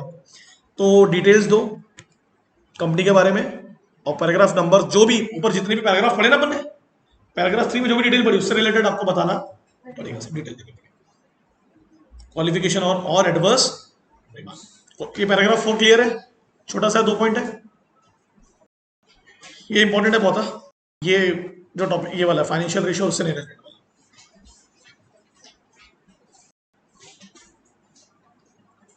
ऑडिटर के नॉलेज में अगर आ जाता है कि जो फाइनेंशियल स्टेटमेंट में जो फाइनेंशियल लाइबिलिटीज हैं वो कंपनी पे कर देगी, कब, ड्यू होने के अगले 1 साल के अंदर, और जब मैंने ऑडिट रिपोर्ट बनाया था तब तक कुछ भी ड्यू नहीं था, कुछ भी गड़बड़ नहीं थी, तो मुझे पूरा भरोसा है कि जब ऑडिट रिपोर्ट बनाते वक्त नहीं था तो आगे भी नहीं होगा, तो कंपनी पर भरोसा है। अगर किसी प्रकार का रेजिग्नेशन होता है किसके द्वारा, स्टेट्यूटरी ऑडिटर के द्वारा, तो उन्होंने बोलो क्या इश्यूज रेज किए थे, उनके क्या ऑब्जेक्शंस थे और क्या कंसर्न थे, वो आपको बताना पड़ेगा, क्योंकि उन्होंने भी तो बताया होगा आपको। क्लियर है क्या, बाकी फिर पढ़ लिया आपने। अगर कंपनी कौन सी कंपनी है, कोर इन्वेस्टमेंट कंपनी है, तो किसके द्वारा परमिशन लेनी पड़ेगी उसको, आरबीआई के द्वारा, और सीआईसी के क्राइटेरिया को फुलफिल करना पड़ेगा। अगर वो कंपनी एग्जेम्प्टेड है सीआईसी में, मतलब टर्नओवर और पेड अप कैपिटल में कम है, ये अनरजिस्टर्ड है, तब भी उसको आरबीआई की कंडीशंस को फुलफिल करना पड़ेगा। फिर ये तो आप पढ़ ले, बैंकिंग वाला है, एनबीएफसी वाला है, ठीक है, निधि वाला important, very very important, subsidiary वाला, शॉर्ट टर्म बेसिस पर्पस। ये अगर कंपनी ने पैसे डुबाए हैं किसी रिपेमेंट में, किसके, loans and borrowings and payment of interest, तो क्या बताना पड़ेगा, नेचर ऑफ बोरोइंग, भाई लोन था कि एडवांस था, है ना, फिर कौन सी डेट सिक्योरिटी थी, बॉन्ड था कि डिबेंचर था, फिर लेंडर कौन था, बैंक थे या फाइनेंशियल इंस्टीट्यूशन थे या कोई गवर्नमेंट थी, फिर कितना पेड अमाउंट अनपेड अमाउंट रह गया, फिर प्रिंसिपल के रूप में थे या इंटरेस्ट के रूप में था, फिर नंबर ऑफ डेज कितना डिले किया या दिया ही नहीं तुमने, और आखिरी में remarks.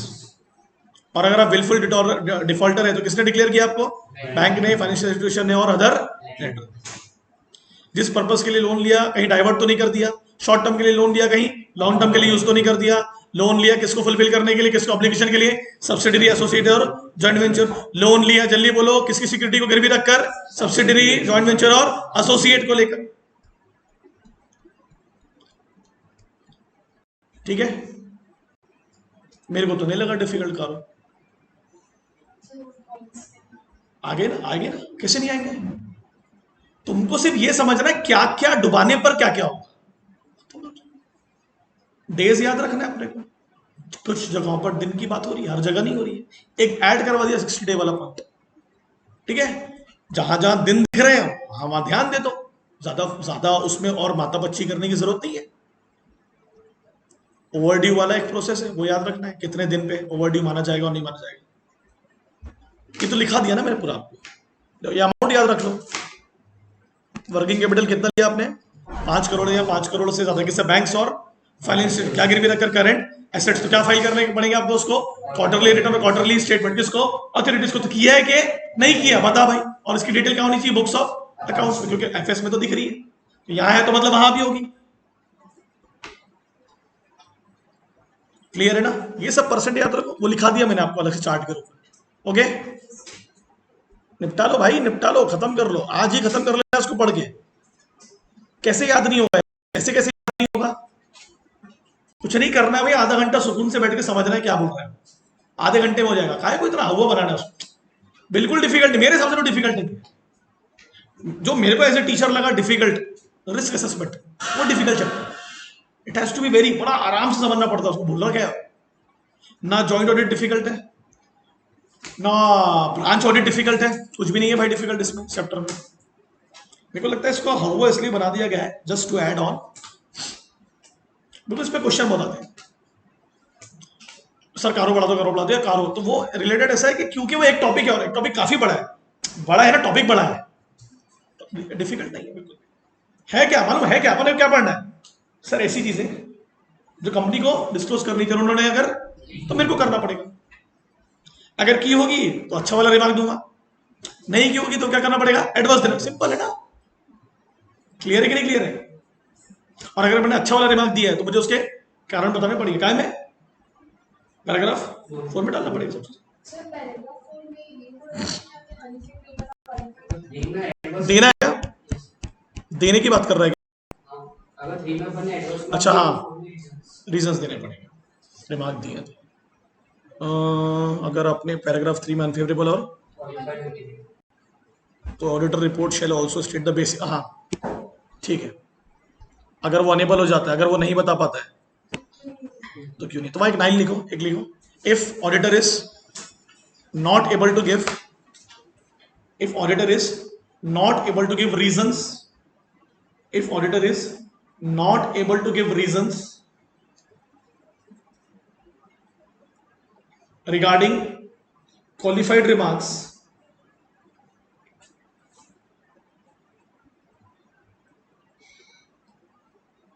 then his objectivity will be questioned. समझ रहे हो? अरे समझा गया? ऑब्जेक्टिविटी मतलब, इसका मतलब वो बंदा फैक्ट्स के आधार पर नहीं, बायस है, कंपनी से चिढ़ता हो, नफरत करता हो कंपनी से, ये कंपनी के डायरेक्टर पसंद नहीं होंगे। समझ रहा है क्या बोल रहा हूं आपको मैं? अगर आपने एडवर्स रिमार्क दिया है तो उसके पीछे कोई ना कोई फैक्ट्स होंगे, और अगर फैक्चुअल इन्फॉर्मेशन नहीं दे पा रहे हो आप, तो मतलब क्या है? आपका ऑब्जेक्टिविटी कॉम्प्रोमाइज होगी। चलो खत्म, फिनिश, डन। कितने घंटे का बनाए? 1 घंटा 36 मिनट में